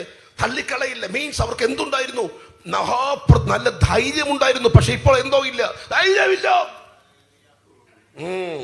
ഇനി 10-36 വായിക്കുമ്പോൾ സഹിഷ്ണുത കുറഞ്ഞു. എന്തുവാ സഹിഷ്ണുത? പണ്ട് ഒരു മനുഷ്യൻ അടിച്ചാൽ പോലും മിണ്ടാത്തവർ ഇപ്പൊ നോക്കിയാ കൊണ്ട് കേസ് കൊടുക്കും. പണ്ട് അടിച്ചാൽ പ്രശ്നമില്ലാത്ത ആൾക്കാരായിരുന്നു, ഇപ്പൊ നോക്കിയാ കേസ് കൊടുക്കും.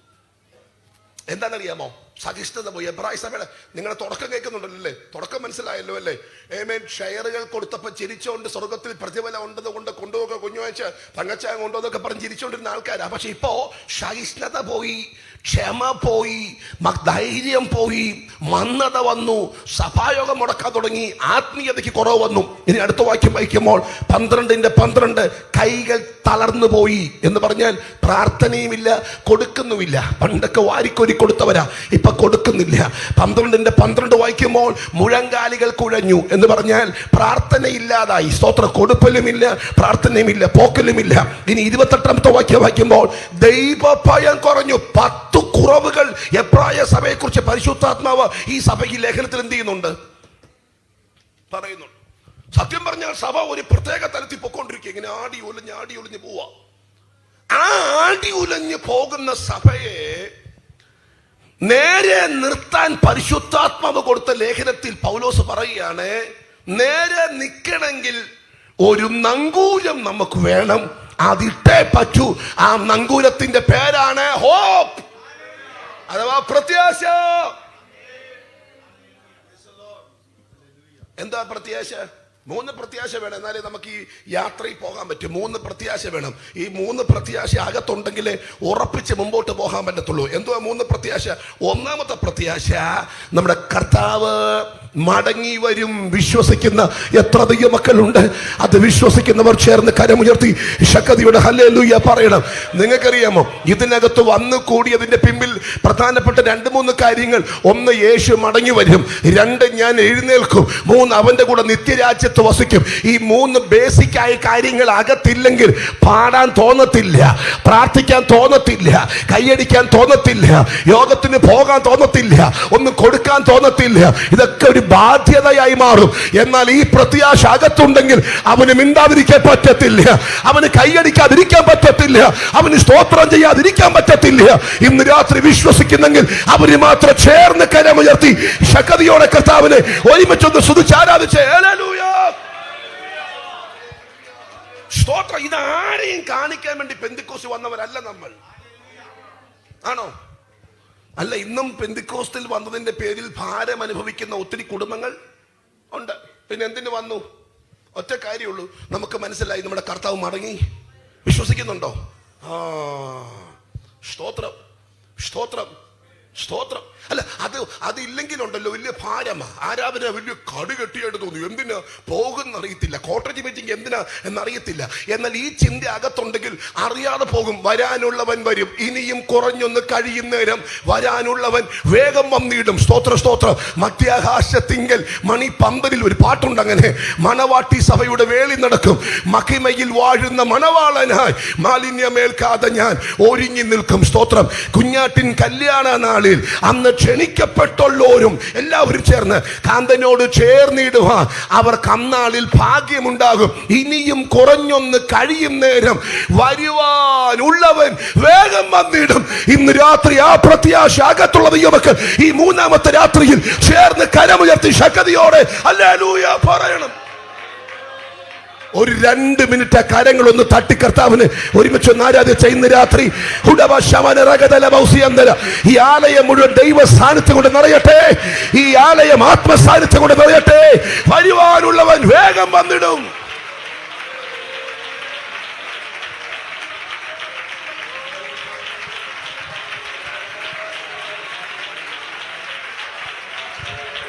ഹല്ലേലൂയ. ശക്തിയോടെ കർത്താവിനെ ഒരുമിച്ചൊന്ന് സ്തുതിച്ചോ.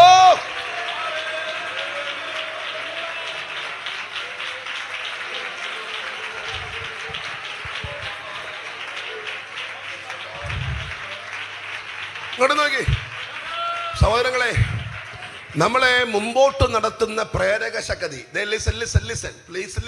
വിശ്വാസയാത്രയിൽ നമ്മളെ മുമ്പോട്ട് നടത്തുന്ന പ്രേരക ശക്തി എന്ന് പറയുന്നത്, നാളെ ഇന്ന് സ്തോത്രം ചെയ്താൽ എന്നെ നാളെ അമേരിക്ക കൊണ്ടുപോകാമെന്നോ എന്റെ കൊച്ചിനെ അമേരിക്ക കൊണ്ടുപോകാമെന്നുള്ള പ്രതീക്ഷയല്ല. ഈ വിശ്വാസയാത്രയുടെ പ്രേരക ശക്തി ഇന്നല്ലെങ്കിൽ നാളെ എന്നെ ചേർക്കാൻ ഇല്ലേ? അതില്ലെങ്കിൽ പിന്നെ യോഗത്തിന് പോകാൻ തോന്നത്തില്ല. എന്തിനു പോകാന്? സ്തോത്രം. അതാ മുമ്പോട്ട് നടത്തുന്ന പ്രേരക ശക്തി. വരുമോ? യേശു വരും. ഓ, താങ്ക് യു ജീസസ്. ഇത് പണ്ടത്തെ ആൾക്കാരുടെ പ്രതീക്ഷകളായിരുന്നു, വിശ്വാസികളുടെ പ്രതീക്ഷയാണ്. ഇന്നും ഞാൻ തുറന്നു പറയാം, ആത്മീയത്തിൽ ശക്തിയുടെ മുമ്പോട്ട് പോകണമെങ്കിൽ ഈ ചിന്ത അങ്കുരിച്ചേ പറ്റത്തുള്ളൂ. നമ്മെ ചേർപ്പാൻ അവൻ മടങ്ങി വരും. വാക്യങ്ങൾ ഒത്തിരി ഉണ്ട്. അപ്പോസ്തലപ്രവൃത്തി 1:11. അല്ലയോ ഗലീല പുരുഷന്മാരെ, നിങ്ങൾ ആകാശത്തേക്ക് നോക്കി നിൽക്കുന്നത് എന്ത്? നിങ്ങളെ വിട്ട് സ്വർഗാരോഹണം ചെയ്ത ഈ യേശുവിനെ സ്വർഗത്തിലേക്ക് പോകുന്നവനായി നിങ്ങൾ കണ്ടതുപോലെ തന്നെ. ഹല്ലേലൂയ. 14:1 മുതലുള്ള വാക്യം. നിങ്ങളുടെ ഹൃദയം കലങ്ങിപ്പോകരുത്. ദൈവത്തിൽ വിശ്വസിപ്പിൻ, എന്നിലും വിശ്വസിപ്പിൻ. എൻ്റെ പിതാവിൻ്റെ ഭവനത്തിൽ അനേക വാസസ്ഥലങ്ങളുണ്ട്. ഇല്ലെങ്കിൽ ഞാൻ നിങ്ങളോട് പറയുമായിരുന്നു. ഞാൻ നിങ്ങൾക്ക് സ്ഥലമൊരുക്കാൻ പോകുന്നു. ഞാൻ നിങ്ങൾക്ക് സ്ഥലമൊരുക്കിയ നിങ്ങളെ എൻ്റെ അടുക്കൽ ഇരുത്തേണ്ടതിന്, പിന്നെയും നിങ്ങളെ എൻ്റെ അടുക്കൽ ഇരുത്തേണ്ടതിന് വന്ന് നിങ്ങളെ ചേർത്തുകൊള്ളും. പിന്നെയും വന്ന് നിങ്ങളെ ചേർത്തുകൊള്ളും. വാക്ക് പറഞ്ഞാൽ മാറ്റമില്ലാത്ത ഉന്നതനായ ദൈവം എന്നെയും നിന്നെയും ചേർക്കാൻ മടങ്ങി വരുമെന്ന് ഇന്ന് രാത്രി ഞാൻ പറഞ്ഞാൽ അതകത്ത് വിശ്വസിക്കാൻ കരുത്തുള്ള എത്ര ദൈവമക്കൾ ഇതിനകത്തുണ്ട്. ഒരുമിച്ച് ചേർന്ന് ഒരിക്കൽ കൂടി കർത്താവിനെ ഒന്ന് സ്തുതിച്ച് ആരാധിക്കാം. ആമേൻ. 1 തെസ്സലോനിക്ക ലേഖനം 4:16 വാക്യം വായിക്കുമ്പോൾ ഇങ്ങനെ പറയുന്നത്. ഒരുമിച്ച് പറയാൻ പറ്റുമെങ്കിൽ പറയണം. പരിചയമുള്ള വാക്യമാ. കർത്താവ് താൻ ഗംഭീര നാദത്തോടും പ്രധാന ദൂതന്റെ ശബ്ദത്തോടും ദൈവത്തിന്റെ കാഹളത്തോടും കൂടെ സ്വർഗത്തിൽ നിന്ന് ഇറങ്ങി വരും. സ്തോത്ര, സ്തോത്രം. ഇന്ന് രാത്രി വിശ്വസിക്കുന്നവർക്കായി കർത്താവിനെ ഞാൻ സ്തുതിക്കുകയാണ്. ധാരാളം വാക്യങ്ങളുണ്ട്. റെവലേഷൻ 1:7 ഇതാ അവൻ മേഘാരൂഢനായി വരുന്നു. റെവലേഷൻ 22:10 ഇതാ ഞാൻ വേഗം വരുന്നു. വെളിപ്പാട് 22:20 ഇത് സാക്ഷീകരിക്കുന്നവൻ പറയുന്നു, ഇതാ ഞാൻ വേഗം വരുന്നു. ഇന്ന് രാത്രി പാലക്കാട് സെന്റർ ദൈവസഭയെ പരിശുദ്ധാത്മാവ് എന്നോട് നിന്നോട് സംസാരിക്കുന്ന ഒരു ആത്മീയ ചിന്തയുണ്ട്. എന്റെയും നിന്റെയും പ്രതീക്ഷയ്ക്കൊത്തവണ്ണം എന്നെയും നിന്നെ ചേർക്കുവാൻ എന്റെ യേശു മടങ്ങി വരുമെന്ന് ഇന്ന് രാത്രി ഞാൻ പറഞ്ഞാൽ അത് വിശ്വസിച്ച് ഏറ്റെടുത്ത് സ്തോത്രം ചെയ്യാൻ നിയോഗം പ്രാപിക്കുന്നവർക്കായി കർത്താവിനെ സ്തുതിക്കുകയാണ്.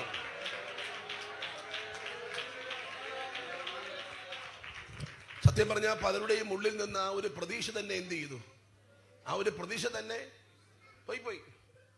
യേശു മടങ്ങി വരും എന്നൊക്കെ പറഞ്ഞാൽ, ഞാൻ പറഞ്ഞില്ലേ പണ്ട് ഹെഡ് മാസ്റ്റർ കാര്യം പറഞ്ഞ പോലെ, അതൊക്കെ പറഞ്ഞിട്ട് ഈ കാലത്ത് ആരെങ്കിലും വിശ്വസിക്കുവോ എന്ന ലെവലിലോട്ട് വന്നു. പക്ഷേ പണ്ട് കാലത്തെ വിശ്വാസികൾക്ക് അതുണ്ടായിരുന്നു. പൗലോസ് പറയുന്നത് സ്തോത്രം സ്തോത്രം, പിന്നെ ജീവനോടെ ശേഷിക്കുന്നവരായ നാം എന്ന് പറഞ്ഞാൽ എന്റെ കാലഘട്ടത്തിൽ വരും.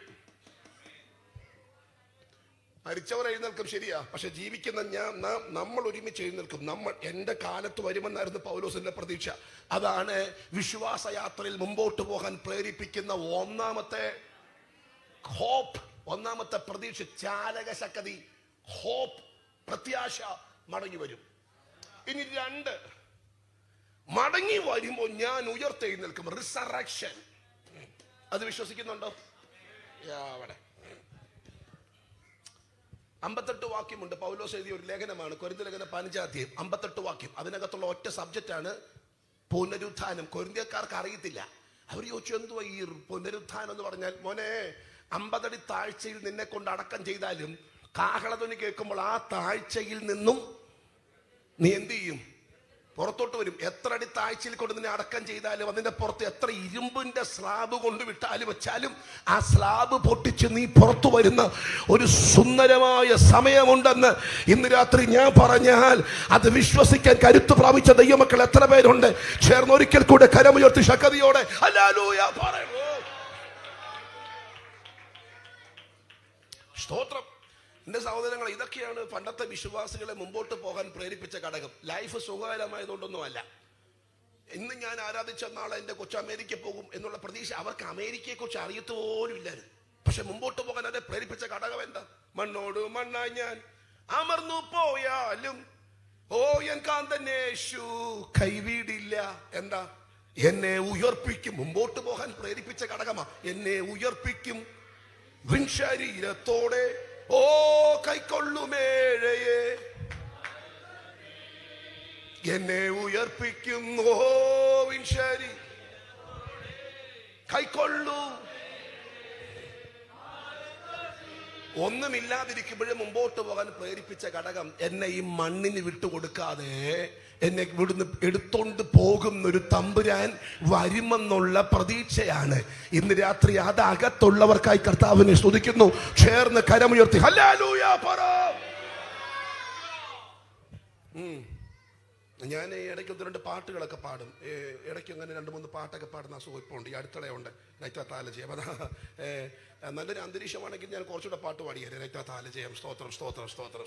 പണ്ടത്തെ ആൾക്കാരുടെ ഒരു പ്രതീക്ഷയാണ് ഞാൻ ഈ പറഞ്ഞു വരുന്നത്. മുമ്പോട്ട് പോകാൻ അവരെ പ്രേരിപ്പിച്ച ഘടകം ഫിനാൻസ് അല്ലായിരുന്നു. ഉയർത്തെഴുന്നേൽപ്പ്, യേശുവിന്റെ മടങ്ങി വരവ്, ഇതൊക്കെയായിരുന്നു അവരുടെ പ്രതീക്ഷ. സ്തോത്രം സ്തോത്രം. അതുകൊണ്ട് അന്നത്തെ പാട്ടുകൾക്കെല്ലാം ആ ഒരു ടേസ്റ്റ് ഉണ്ട്. ആ പാട്ടെല്ലാം ഒരു പ്രത്യേക ടേസ്റ്റാ. ഇന്ന് കാണുന്നതെല്ലാം നശ്വരമെന്നാൽ ഓ അഴിയാത്ത നിത്യ സ്വർഗം ദൈവം തന്നിടുമാ. അഴിയാത്ത സ്വർഗം കേട്ടിട്ടുണ്ടോ? വായിക്കാമോ? ഓ ഇന്ന് കാണുന്നതെല്ലാം നശ്വരമെന്നാൽ ഓ അഴിയാത്ത നിത്യ സ്വർഗം ദൈവം തന്നിടുമാ. അഴിയാത്ത സ്വർഗം ഈ മണ്ണിൻ ശരീരം നീങ്ങുമെന്നാണ് യേശുവെ പോലെയാകും ഞാൻ. ആ കരവൊന്നടിച്ച്. ഈ മണ്ണിൻ ശരീരം നീങ്ങുമെന്ന് ഓ യേശുവെ പോലെയാകും ഞാൻ.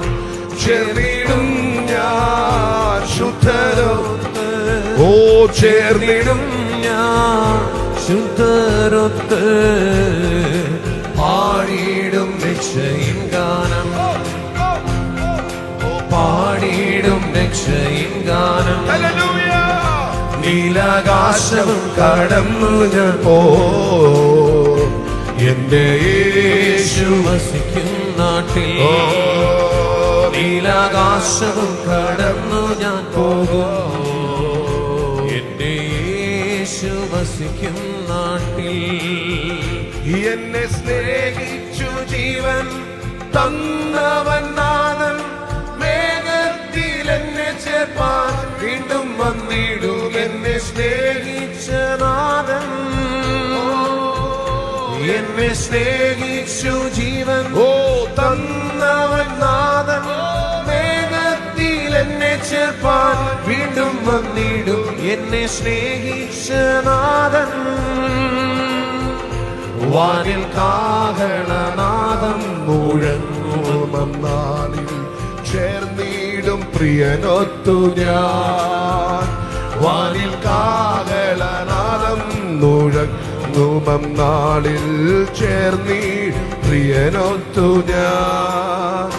ചേർന്നിടും ഞാൻ ശുദ്ധരൊത്ത്, ചേർന്നിടും ഞാൻ ശുദ്ധരൊത്ത്, പാടിയിടും രക്ഷയിൻ ഗാനം, പാടിയിടും രക്ഷയിൻ ഗാനം.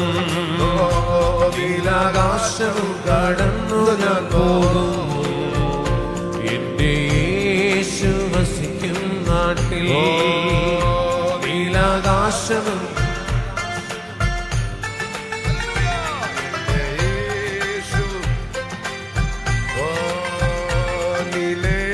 आसमां के पार जाए मेरा यीशु रहता वहाँ.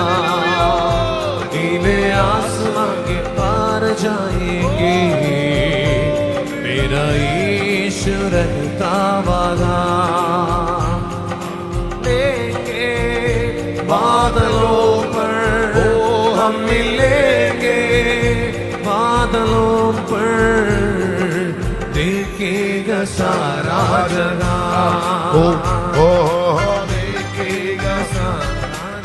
हालेलुया. नीले आसमां के पार जाएंगे मेरा यीशु रहता वहाँ. नीले आसमां के पार जाएंगे मेरा यीशु रहता वहाँ. കരവൊന്ന് വീശി ഒരുമിച്ച് ഒരു സ്തോത്രം എന്ന് പറഞ്ഞു. ഹല്ലേലൂയ. ഇന്ന് കാണുന്നതെല്ലാം ഓമശ്വരമെന്നാൽ അഴിയാത്ത നിത്യ സ്വർഗം ദൈവം തന്നിടുമാ. അഴിയാത്ത സ്വർഗം. എന്നിട്ട് അടുത്ത ലൈൻ കേൾക്കണം. ഈ മണ്ണിൻ ശരീരം നീങ്ങുമെന്നാളിൽ യേശുവേ പോലെയാകും ഞാൻ. ഈ മണ്ണിൻ ശരീരം നീങ്ങുമെന്നാളിൽ യേശുവേ പോലെയാകും ഞാൻ. ഓ ഇതൊക്കെ പറയുമ്പോ അകത്തൊരു കത്തല് വരണമെങ്കില് സ്വർഗത്തെ കുറിച്ചൊക്കെ ചിന്തിച്ചാലേ പറ്റത്തുള്ളൂ. പിന്നെ അയ്യോ ചിലയിടത്തൊക്കെ എന്റെ മോനെ ഇത് പറയുമ്പോ ഉണ്ടല്ലോ ഈ അന്തരീക്ഷം അങ്ങ് മാറും. ഈ അടുത്തയിടയ്ക്ക് ഞാൻ കണ്ടിട്ടുണ്ട്, ഏത് സബ്ജക്റ്റ് ആണോ പ്രസംഗിക്കുന്ന സബ്ജക്റ്റിന്റെ പിമ്പിൽ വ്യാപരിക്കുന്ന ഒരു ദൈവ സാന്നിധ്യം ഞാൻ പന്തലിൽ കാണാറുണ്ട്. അത് ഞാൻ കാണുന്നുണ്ട്, ഈ അടുത്തിടയ്ക്ക് കാണുന്നുണ്ട്. സ്തോത്രം സ്തോത്രം സ്തോത്രം. ഇന്ന് രാത്രിയിലും കർത്താവ് ഇവിടെ പകരും. നിന്റെ നിരാശയെ ഈ രാത്രി തമ്പുരാൻ എടുത്തു മാറ്റും. നിന്റെ ഭാരങ്ങൾ എടുത്തു മാറ്റും. നിന്റെ അയഞ്ഞ ആത്മീയതയെ മാറ്റി നിന്റെ അകത്തിൽ ഉണർവിന്റെ ശക്തിയെ ദൈവം പകരും. ഇന്ന് രാത്രി വിശ്വസിക്കുന്നെങ്കിൽ ചേർന്ന് കരമുയർത്തി ഈ ശക്തിയോടെ ഹല്ലേലൂയ പറ.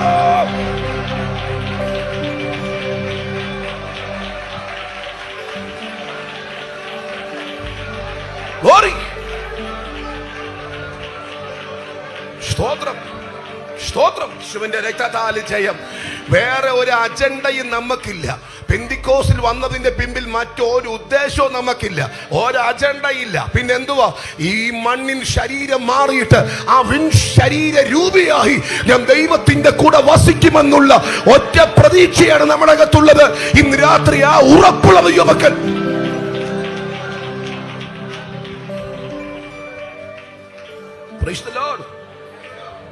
ഈ ലഭ്യമാകുന്ന സമയമേ നന്നായിട്ട് അങ്ങ് സ്തുതിച്ചോണം. എന്നാന്നറിയോ? അടുത്ത 100 കൊല്ലം കഴിയുമ്പോൾ നമ്മൾ ആരും ഈ ഭൂമിയിൽ ഇല്ല. ഈ മോൻ എത്ര വയസ്സുണ്ട്? മോനയുടെ കുഞ്ഞ് നിനക്ക് എത്ര വയസ്സുണ്ട്? എത്ര വയസ്സുണ്ട്? 9. അടുത്ത 100 കൊല്ലം കഴിയുമ്പോൾ ആ മോന്റെ വയസ്സ് 109. 109 ഒറ്റ വയസ്സുള്ള ഒറ്റയാൾ ഇതിനകത്തില്ല. അതിനർത്ഥം ആ കുഞ്ഞുൾപ്പെടെ ഈ ഭൂമിയിൽ നിന്ന് നമ്മളിവിടെ ഇല്ലെന്ന്. നമ്മളാരും ഇവിടെ ഇല്ല. സെൻട്രൽ പാസ്റ്റർ വേറെ ആയിരിക്കും, അച്ഛനല്ല. പ്രസംഗിക്കുന്ന അല്ല. കർത്താവ് വന്നില്ലെങ്കിൽ ഈ ഓഡിറ്റോറിയം ഒക്കെ മാറും, ഈ റോഡൊക്കെ അങ്ങ് മാറും. കാരണം 100 കൊല്ലം നമ്മുടെ ഫോട്ടോ പോലും കാണത്തില്ല. കാരണം വീട് 3-4 മാറും. പിള്ളേര് 35 വർഷം മാറും വീടിന്റെ ഡ്യൂറേഷൻ. ഇപ്പൊ ഈ സിമെന്റും ഈ പാറപ്പൊടിയൊക്കെ അല്ലയോ, ഇപ്പം 35 കൊല്ലം കഴിയുമ്പോൾ വീട് പൊളിക്കുമ്പോൾ അപ്പച്ചൻ്റെ ഫോട്ടോ മാറ്റും. കാരണം അപ്പം നമ്മൾ വല്യപ്പച്ചനാകും, അവൻ്റെ അപ്പം വരും. അപ്പം അടുത്ത വീട്ടിൽ അവൻ്റെ അപ്പൻ്റെ ഫോട്ടോ വെക്കും. അവൻ്റെ കൊച്ചു പണിയുമ്പോൾ അവൻ്റെ അപ്പൻ്റെ ഫോട്ടോ മാറ്റി അവൻ്റെ അപ്പൻ്റെ വെക്കും. ചുരുക്കം പറഞ്ഞാൽ അടുത്ത 100 കൊല്ലം കഴിയുമ്പോൾ നിന്റെ ഫോട്ടോ പോലും ഈ ഭൂമിയിൽ ഇല്ല. നമ്മളിങ്ങനെ കുറച്ച് പേര് നടക്കുമല്ലയോ, ഇങ്ങനെ കുറച്ച് പേര് വരുന്നു, മരിക്കുന്നു, ജനിക്കുന്നു, ഇങ്ങനെ പൊക്കോണ്ടിരിക്കുക. കുറേ പേര് വൈൻഡപ്പ് ചെയ്യുന്നു, കുറച്ച് പേര് ജനിക്കുന്നു, പൊക്കോണ്ടിരിക്കുക. ഇപ്പം അടുത്ത കൊല്ലത്തെ യാത്രയിൽ ആര് കണ്ട് എത്ര എണ്ണം കാണുമെന്നുള്ളത് ഇങ്ങനെ വൈൻഡപ്പ് ചെയ്തോണ്ടിരിക്കുമല്ലയോ. പുതിയ ആൾക്കാർ ജനിക്കുന്നു, വൈൻഡപ്പ്. എന്താ ഈ ഭൂമി സാങ്കല്പിക അച്ചുതണ്ടില്ല, ചെരിച്ചു വെച്ചേക്കുക. അച്ചുതണ്ടൊന്നും ഇല്ല, ഉണ്ടെന്ന് അങ്ങ് സങ്കല്പിക്കുക, ചെരിച്ചു വെച്ചേക്കുക. ഒരു പരിധിക്കപ്പുറം ഭാരം വന്നാൽ ഇത് തലകുത്തി പോകും. അതുകൊണ്ട് ഇത് മറിഞ്ഞു പോകാതിരിക്കാൻ സമയമാകുമ്പോൾ ഓരോന്നിനെ അതായത് അടുത്ത 100 വർഷം കഴിയുമ്പോൾ ഇന്നത്തെ ഒരു തലമുറയില്ല. പണ്ട് നിങ്ങൾ കേട്ടിട്ടില്ലയോ 100 കൊല്ലം മുമ്പത്തെ തൃശ്ശൂരിന്റെ ഫോട്ടോ, 100 കൊല്ലം മുമ്പത്തെ കൊച്ചിയുടെ ഫോട്ടോ കണ്ടിട്ടില്ലേ? ഇതുപോലെ അന്ന് ആൾക്കാരുണ്ടെങ്കിൽ അവർ കാണിക്കും. നമ്മുടെ എം.ഇ. മത്തായി അപ്പച്ചന്റെ കാലത്തെ കൺവെൻഷൻ ആകട്ടോ, 100 കൊല്ലം കഴിയുമ്പോൾ ഈ കൺവെൻഷനൊക്കെ ഔട്ട് ഓഫ് ഫാഷൻ ആവും. ഇതായിരിക്കത്തില്ല അന്നത്തെ ട്രെൻഡ്. നമ്മളെ കാണുമ്പോൾ അവർക്ക് കോമഡി ആയിട്ട് തോന്നും. മനസ്സിലാവുന്നു? പേരൊന്നും അറിയത്തില്ല, കുറച്ച് പേരിരിക്കുന്നു, പേരൊന്നും അറിയാം. കാരണം അവർക്ക് അറിയത്തില്ല. നിന്റെ പേര് പോലും ശേഷിപ്പിക്കാതെ ഈ ഭൂമിയിൽ നിന്ന് പോകുമല്ലോ. എങ്ങോട്ട് പോകും അല്ലേ? എങ്ങോട്ട് പോകുന്ന കാര്യമായി പറയുന്നേ. നല്ല അടക്കം നടക്കും പെന്തിക്കോസിലായതുകൊണ്ട്. പെന്തിക്കോസുകാരുടെ അടക്കമാണ് ഏറ്റവും മനോഹരമായ അടക്കം എന്നാണ് പൊതുവെ ഇപ്പോൾ പറച്ച്. കാരണം അറിയാവുന്നവരും അറിയാത്തവരും എല്ലാം ഒന്ന് അനുശോചനം പറയും, ചെയ്യും. അതുകൊണ്ട് സ്തോത്രം. അല്ലാതെ ഗുണമുള്ളത് കൊണ്ടല്ല, അനുശോചനം പറയും. നല്ല ലൈവ് കാണും, നല്ല ജ്യൂസും കാപ്പിയും കിട്ടും, സ്തോത്രം പപ്സും കിട്ടും. നീയോ ദാനിയേലേ പൊയ്ക്കൊള്ളുക. ശ്രദ്ധിക്കുന്നവർക്കറിയാം, ചത്താപ്പിന് എല്ലാത്തിൻ്റെയും പേര് ഒറ്റ പേരാ, ദാനിയേൽ. നീയോ ദാനിയേലേ പോ. നിങ്ങൾക്കറിയാമോ, ഈ ഭൂമിയിൽ ഒന്നും നിനക്ക് സ്വന്തമല്ല. സെമിത്തേരിയുടെ സെല്ല് പോലും നിന്റെ സ്വന്തം അല്ല. പണ്ടൊരു പാട്ടുണ്ടായിരുന്നു, നാളികേരത്തിന്റെ നാട്ടിലെനിക്കൊരു നാഴിയിടങ്ങഴി. ഈ ശവക്കോട്ടയെ കുറിച്ചൊക്കെയാണോ ഞാൻ ചിന്തിക്കുന്നത്. 6 ഇടങ്ങഴി എനിക്കുണ്ട്, 6 അടി മണ്ണ് എനിക്കുണ്ട്. ഇല്ല, സെല്ലല്ലേ. ഇപ്പൊ നീയോ ദാനിയേലേ പൊയ്ക്കൊള്ളുക എന്ന് പറഞ്ഞാൽ അവിടെ വെക്കും. അടുത്ത ദാനിയേല് വരുന്നത് വരെയേ ഉള്ളൂ ഇതിന്റെ സമയം. ഈ ദാനിയേല് തള്ളി അപ്പുറത്തെ കുഴിയിലിടും. അതാ ഞാൻ പറഞ്ഞേ, ചില കാര്യങ്ങൾ, അത് എൻ്റെ പൊന്നെ ഇങ്ങോട്ട് നോക്കി, ചില കാര്യങ്ങൾ റെക്കഗ്നൈസ് ചെയ്യുമ്പോൾ ഒത്തിരി വൈകും. മനസ്സിലാകുന്നുണ്ടോ? 95 വയസ്സുള്ള അപ്പച്ചൻ ഇപ്പൊ ഈ MC റോഡിന്റെ സൈഡിൽ, NH-ന്റെ സൈഡിൽ സ്ഥലം ഇപ്പൊ ചുമ്മാ കൊടുക്കുവാന്ന് പറഞ്ഞാലും 95 വയസ്സുള്ള അപ്പച്ചന് വേണ്ടല്ലോ. 95 വയസ്സുള്ള അപ്പച്ച ഇപ്പൊ കുന്നംകുളത്ത് സ്ഥലം വെറുതെ കൊടുക്കുന്നു, പട്ടിക്കാട്ട് സ്ഥലം ചുമ്മാ കൊടുക്കുന്നു. 95 വയസ്സുള്ള അപ്പച്ചനെ ഇപ്പൊ കേൾക്കുമ്പോ പണ്ടത്തെ ആവേശമില്ല. പണ്ട് വാശിയോടെ നടന്ന മനുഷ്യനാ, ഇപ്പൊ വേണ്ട. കാരണം എന്നറിയോ? പുള്ളിക്ക് 95-ാമത്തെ വയസ്സിലാണ് മനസ്സിലായത്, എനിക്ക് അനുവദിക്കപ്പെട്ടേക്കുന്നത് ബെഡ്റൂമും ബാത്റൂമും മാത്രമാണ്, ഹോള് പോലും എനിക്ക് ലഭ്യമല്ല, ഹോൾ ഇരിക്കാൻ പറ്റത്തില്ല. അപ്പൊ ഒരു മുറി കൊണ്ട് ഒതുങ്ങുന്ന എനിക്ക് എന്തിനാ 10 സെന്റ് സ്ഥലം? പക്ഷെ പണ്ട് അറിയത്തില്ലായിരുന്നു. മനസ്സിലായവർക്കായി കർത്താവിനെ സ്തുതിക്കുന്നു. വാരി കൂട്ടിയതോ വെട്ടിപ്പിടിച്ചതോ പിടിച്ചോണ്ട് പോകാൻ പറ്റത്തില്ല എന്ന് ഇന്ന് രാത്രി തിരിച്ചറിയുന്നവർക്കായി ദൈവത്തെ സ്തുതിക്കുന്നു. ഇവിടുന്ന് പോകുമ്പോൾ നിരാശപ്പെട്ട് പിച്ചും പേയും പറഞ്ഞ് അവസാനിപ്പിക്കാതെ വൈണികന്മാരുടെ ഇമ്പസ്വരം ഞാൻ കേൾക്കുന്നുണ്ട്, അക്കരെ അക്കരെ എന്ന് പറഞ്ഞ് സന്തോഷത്തോടെ പാട്ടുപാടി ആ രാജ്യത്തെത്താൻ ഇന്ന് രാത്രി അകത്ത് കൊതിക്കുന്ന ദൈവമക്കൾ ഉണ്ടെങ്കിൽ ചേർന്ന് കരമുയർത്തി.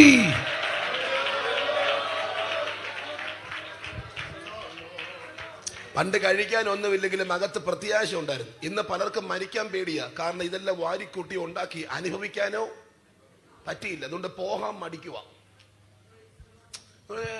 വിഷമം തോന്നല്ലേ? പരമാർത്ഥം പറയാം, നല്ല പെട്ടി പോലും കിട്ടത്തില്ല. കിട്ടുമോ? ഇല്ല, അങ്ങനെ ചിന്തിക്കല്ലേ. പണ്ടത്തെ പിള്ളേർക്ക് കുറച്ചുകൂടി ഒരു മര്യാദയും മാന്യതയും ഉണ്ടായിരുന്നു. അവർ കുറച്ചുകൂടി നന്നായിട്ട് അടക്കിയേ. പണ്ടത്തെ കാലത്ത് തേക്കിന്റെ പെട്ടി, എൻ്റെ അപ്പനെ ഈട്ടിപ്പെട്ടി, അതൊരു പ്രൗഢിയുടെ സിമ്പലായിരുന്നു. പക്ഷെ പിന്നെ പോളിഷ് വന്നപ്പോൾ പിള്ളേർ പറഞ്ഞു ഡെറ്റ്മണിയാ, പോളിഷ് മതി. മനസ്സിലാകുന്നുണ്ടോ? ഈട്ടിയും കൂടെ, തേക്കും ഈട്ടി എല്ലാവരും പോളിഷിൽ എന്ത് ചെയ്തു? അഡ്ജസ്റ്റ് ചെയ്തു. ഇപ്പോഴത്തെ പിള്ളേർ കുറച്ചുകൂടെ അഡ്വാൻസാ. നീ പഠിപ്പിച്ചില്ലയോ? M.Tech B.Com ഒക്കെ പഠിപ്പിച്ചില്ലയോ? കണക്ക് മിടുക്കല. പെട്ടിക്കുഴിക്കകത്ത് പോന്നിട്ട് അപ്പൻ വിശുദ്ധിയുടെ പര്യായമാ. അതുകൊണ്ട് പെട്ടി ഏതാണെങ്കിലും കുഴപ്പമില്ല, നമുക്ക് അതിൻ്റെ മണ്ട വെള്ളത്തുണി വെച്ചാൽ മതി. വെള്ളത്തുണി അടിച്ചാൽ ഇപ്പം അടക്കുന്നത്. അതാകുമ്പോൾ അകത്തുള്ള പെട്ടി ഏതാണെങ്കിലും കുഴപ്പമില്ലല്ലോ. മനസ്സിലാകുന്നുണ്ടോ? നല്ലൊരു പെട്ടി പോലും എന്നിടയ്ക്ക് ഒരു രജിസ്റ്റർ ഓഫീസിൽ പോയപ്പോൾ രണ്ടുപേര് അമ്മയെ പൊക്കിക്കൊണ്ട് വരുന്നു. ഒരു അമ്മച്ചീനെ കക്ഷത്തൂടെ കൈയിട്ടേച്ച് പൊക്കിക്കൊണ്ടുവരുക. അമ്മ പറഞ്ഞു, മേലാടാ മേലാടാ, സാരമില്ല മമ്മി, ഞങ്ങൾ എടുത്തോളാം. ആ പൊക്ക് കണ്ടപ്പോഴേ മനസ്സിലായി ഒപ്പിടാൻ കൊണ്ടുപോവുക. അതിട്ടോ അവിടെ കൊണ്ട് എന്ത് ചെയ്തു? തീർന്നു. എൻ്റെ കൂടെ നിങ്ങളുണ്ടോ? അതെ, അവസാനം ഒരു വിളി വിളിക്കും, മൂടോ, റിസൾട്ട് പറയും. ഒന്നാമത്തെ പുസ്തകത്തിൽ ജീവിച്ച ലോത്തിനെ കുറിച്ച് 61ാമത്തെ പുസ്തകത്തിൽ പറയുന്നു, വലഞ്ഞുപോയ നീതിമാൻ. റിസൾട്ട് പറയും. ഹാനോക്ക് എന്റെ കൂടെ നടന്നു. ഇത് എഴുതിയ മോശ ഹാനോക്കിനെ കണ്ടിട്ടില്ല. പക്ഷെ എഴുതുമ്പോൾ ദൈവം പറഞ്ഞു, അയാളെ ജനിച്ചു, ജനിപ്പിച്ചു, മരിച്ചു. അയാളെ ജനിച്ചു, ജനിപ്പിച്ചു, മരിച്ചു. പക്ഷെ ഹാനോക്ക് അങ്ങനല്ല, അവൻ എന്റെ കൂടെ ഉണ്ടായിരുന്നു. മോശയ്ക്ക് അറിയില്ല. തമ്പുരാൻ പറഞ്ഞു അയാൾ എന്റെ കൂടെ ഉണ്ടായിരുന്നെന്ന്. റിസൾട്ട് പറയുന്നൊരു ദിവസമുണ്ട്. ഏലപ്പാറയുടെ ഇന്നത്തെ പ്രസംഗം ഉൾപ്പെടെയുള്ള പ്രസംഗക്ക് കണക്ക് പറയുന്ന ഒരു കാലഘട്ടമുണ്ട്. ഇന്ന് രാത്രി തിരിച്ചറിയുന്നവർക്കായി കർത്താവിനെ ഞാൻ സ്തുതിക്കുകയാണ്. അതുകൊണ്ട് മറ്റൊന്നും പിടിക്കാനില്ല, മറ്റൊന്നും നോക്കാനില്ല. ഇന്ന് രാത്രി തമ്പുരാന്റെ വരവെങ്കിൽ ആ വരവിൽ പോകാനുള്ള പരിപാടി നോക്കിക്കോ. അതാണ് ഏറ്റവും ഉന്നതമായ കാര്യം. വിശ്വസിക്കുന്നവർ ചേർന്ന് കരമുയർത്തി ഹല്ലേലൂയ. അതാ പണ്ട് കാലത്തെ ആൾക്കാരെ മുമ്പോട്ട് നടത്തിയ പ്രേരക ശക്തി. അവരുടെ ഹോപ്പ് എന്ന് പറയുന്ന ഒന്ന് യേശുവിന്റെ മടങ്ങി വരവ്, രണ്ട് റിസറക്ഷൻ, പുനരുത്ഥാനം. അതാ ഇന്ന് കാണുന്നതെല്ലാം മായ. സ്തോത്രം. ഇതെല്ലാം ഒഴിയും. പിന്നെന്തുവാ? കർത്താവിന്റെ രൂപത്തോട് ഞാൻ എന്ത് ചെയ്യും? അത് അന്നത്തെ ആൾക്കാരുടെ പ്രത്യാശ. അതാ ഞാൻ പറഞ്ഞത്. സ്തോത്രം. ആ ഭക്തനായ മനുഷ്യൻ പാടിയ പാട്ടാണ്. നീതി സൂര്യൻ വരുമ്പോൾ തൻ പ്രഭയിൻ കാന്തിയാലൻ ഇരുൾ നിറം മാറിയിടുമേ.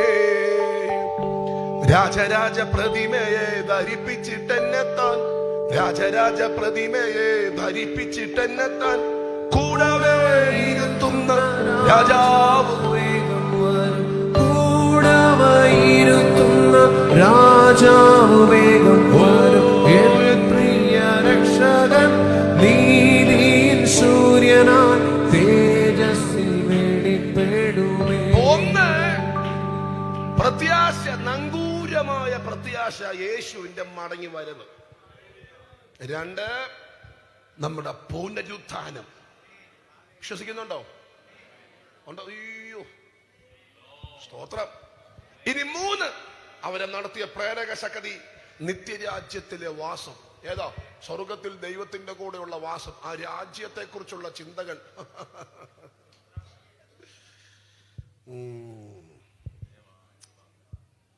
അമേരിക്കയെ കുറിച്ചും കാനഡയെ കുറിച്ചൊക്കെ പലവട്ടം ചിന്തിച്ചു കഴിഞ്ഞു. എന്നാൽ സ്വർഗത്തെ കുറിച്ചൊക്കെ ചിന്തിക്കുന്നവരുണ്ടോ? എനിക്കറിയത്തില്ല.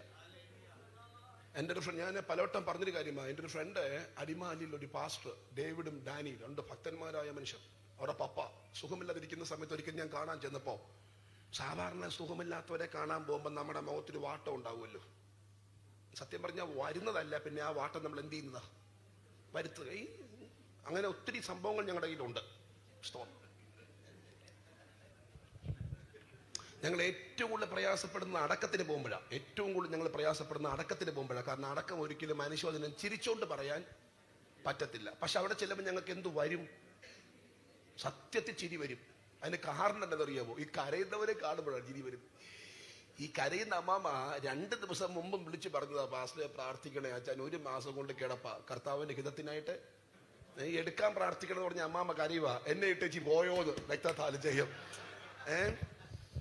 2 ദിവസം മുമ്പ് എടുക്കാൻ പ്രാർത്ഥിച്ച ആളാ. കർത്താവിന്റെ ഹിതത്തിന് വേണ്ടി പ്രാർത്ഥിക്കുക പാസ്റ്ററെ എന്നൊക്കെ പറഞ്ഞ് മരണത്തിന് വേണ്ടി പ്രാർത്ഥിക്കാൻ പറഞ്ഞു. അമ്മാമ്മ അടക്കത്തിന്റെ അന്ന് കരഞ്ഞോണ്ടിരിക്കുക. എന്നെ ഇട്ടേച്ച് എന്നെ കൂടെ. അപ്പൊ സത്യം പറഞ്ഞ് ചിരി വരും. പിന്നെ ഞങ്ങൾ ഇതൊക്കെ അഡ്ജസ്റ്റ് ചെയ്യും. വലിയ പാടാ. പിന്നെ ഞങ്ങൾ അഡ്ജസ്റ്റ് ചെയ്തേ പറ്റത്തുള്ളൂ. ഞങ്ങൾ ഈ ദുഃഖിച്ച് അങ്ങോട്ട് ചെന്നപ്പോ ഈ മനുഷ്യന്റെ മുഖത്ത് ഈ പാസ്റ്ററിന്റെ മുഖം കണ്ടപ്പോ എന്റെ ദുഃഖവും മാറി, ഒരു ഭയങ്കര ഹാപ്പിനെസ്. ഞാൻ ചോദിച്ചു, അച്ഛാ ഈ രോഗമല്ലയോ? ആണോ? എന്നിട്ട് നിരാശകളൊന്നും ഇല്ലല്ലോ? അദ്ദേഹം പറഞ്ഞു, പാസ്റ്ററെ നിരാശകളൊക്കെ വരും, പക്ഷെ ഓരോ പ്രാവശ്യം നിരാശകൾ വരുമ്പോഴും അതിനെ ഓവർകം ചെയ്യുന്ന ആ രാജ്യത്തെക്കുറിച്ചുള്ള പാട്ടുകൾ എൻ്റെ അകത്ത് കർത്താവ് എന്ത് ചെയ്യും? ഇപ്പൊ അന്ന് അദ്ദേഹം പാടിയൊരു പാട്ടിന്റെ മനസ്സിൽ കിടക്കുക. സ്തോത്രം സ്തോത്രം സ്തോത്രം സ്തോത്രം. മടുത്തോ?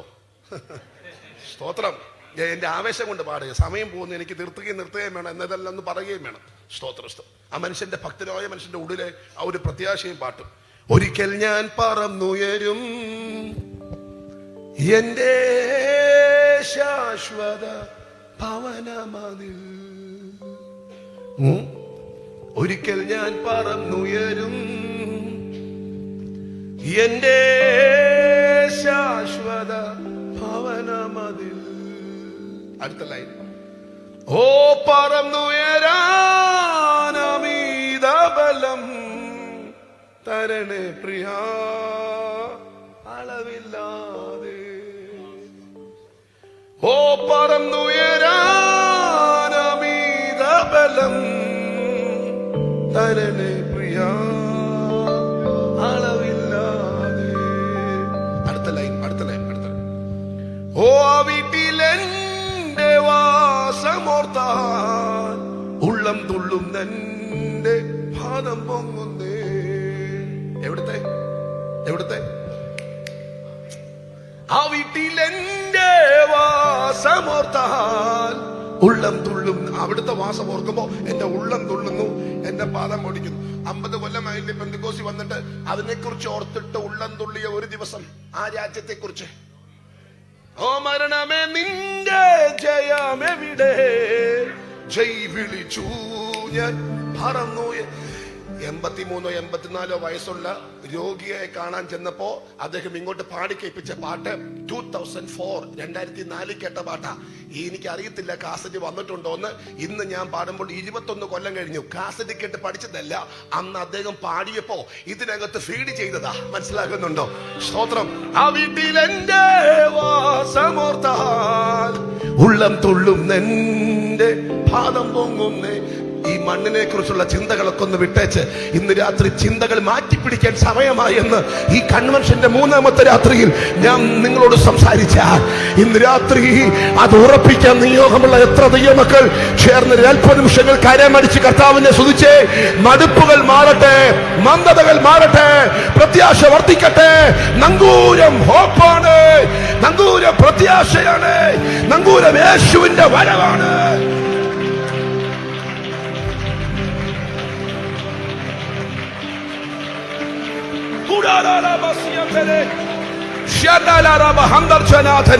എല്ലാ നിരാശകളും ഇന്ന് രാത്രി മാറട്ടെ. മറ്റൊരു ലക്ഷ്യം നമുക്കില്ല. നിത്യരാജ്യമാണ് നമ്മുടെ പ്രതീക്ഷ. ദൈവത്തോട് കൂടിയുള്ള വാസമാണ് പ്രതീക്ഷ. ചേർന്ന് കരമടിച്ച് ശക്തിയോടെ ഹല്ലേലൂയ.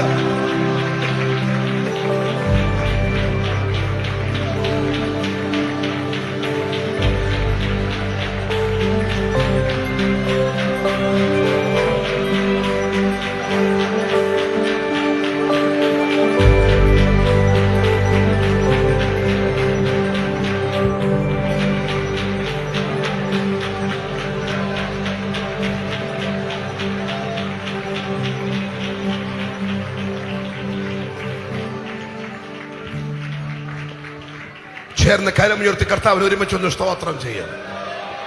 3 നങ്കൂരം നമുക്കുണ്ട്. 1 കർത്താവിന്റെ മടങ്ങിവരവ്, 2 നമ്മുടെ പുനരുത്ഥാനം റിസറക്ഷൻ, 3 യേശുവിന്റെ കൂടെയുള്ള വാസം. ഇത് 3ഉം നമ്മുടെ അകത്തുണ്ടോ? ഒരു കാറ്റും നിന്നെ മറിക്കില്ല, ഒരു പ്രതിസന്ധിയും നിന്നെ തളർത്തത്തില്ല, നിന്നിൽ മന്ദത വരത്തില്ല, നീ സഭായോഗം ഉപേക്ഷയായിട്ട് വിചാരിക്കത്തില്ല, നിന്റെ ധൈര്യം പോകത്തില്ല, നിന്റെ ആത്മീയത ചോരത്തില്ല. ആ രാജ്യത്തെ വാസത്തെ കുറിച്ച് ഇന്ന് രാത്രി ചിന്തിക്കുന്ന എത്ര ദൈവമക്കൾ. ഹല്ലേലൂയ, സ്തോത്രം, സ്തോത്രം. ഇതൊക്കെ അകത്ത് ചിന്തിച്ചാൽ നിരാശകളൊക്കെ അങ്ങ് മാറും. ഞാൻ പറഞ്ഞല്ലോ, ഞാൻ വൈൻഡപ്പ് ചെയ്യാൻ പറഞ്ഞ സമയം തരാം. 2-3 മിനിറ്റൂടെ മാത്രമേ ഉള്ളൂ. ഞാൻ നിർത്തട്ടെ. അതുകൊണ്ട് ഞാൻ ഇവിടെ നിർത്താൻ ആഗ്രഹിക്കുന്നു. പണ്ടത്തെ ആൾക്കാരെ മുമ്പോട്ട് നിർത്തിയ പ്രേരക ശക്തി ഇത് 3ഉമായിരുന്നു. അതുകൊണ്ട് വീഴ്ചയുടെ വക്കിൽ നിൽക്കുന്ന എബ്രായ സഭയുടെ പൗലോസ് പറയാണ്, ആ പ്രത്യാശയാണ് നങ്കൂരം. ആ വിട്ടോ, നിന്നെ ഒരു നീറോയും തകർക്കത്തില്ല, നിന്നെ ഒരു ഡൊമീഷനും തകർക്കത്തില്ല, ഒരു പ്രതിസന്ധി നിന്നെ മുക്കത്തില്ല. വാത്സല്യ ദൈവത്തിന്റെ പൈതല്ലേ, മുമ്പിൽ വന്നു ഭവിക്കുന്ന പ്രതിസന്ധിയെ കണ്ട് ഭയപ്പെടാതെ ധൈര്യത്തോടെ മുമ്പോട്ട് പോകാൻ നിനക്ക് കഴിയണമെങ്കിൽ ഇന്ന് രാത്രി ഈ പ്രതീക്ഷ അകത്ത് വ്യാപരിക്കട്ടെ.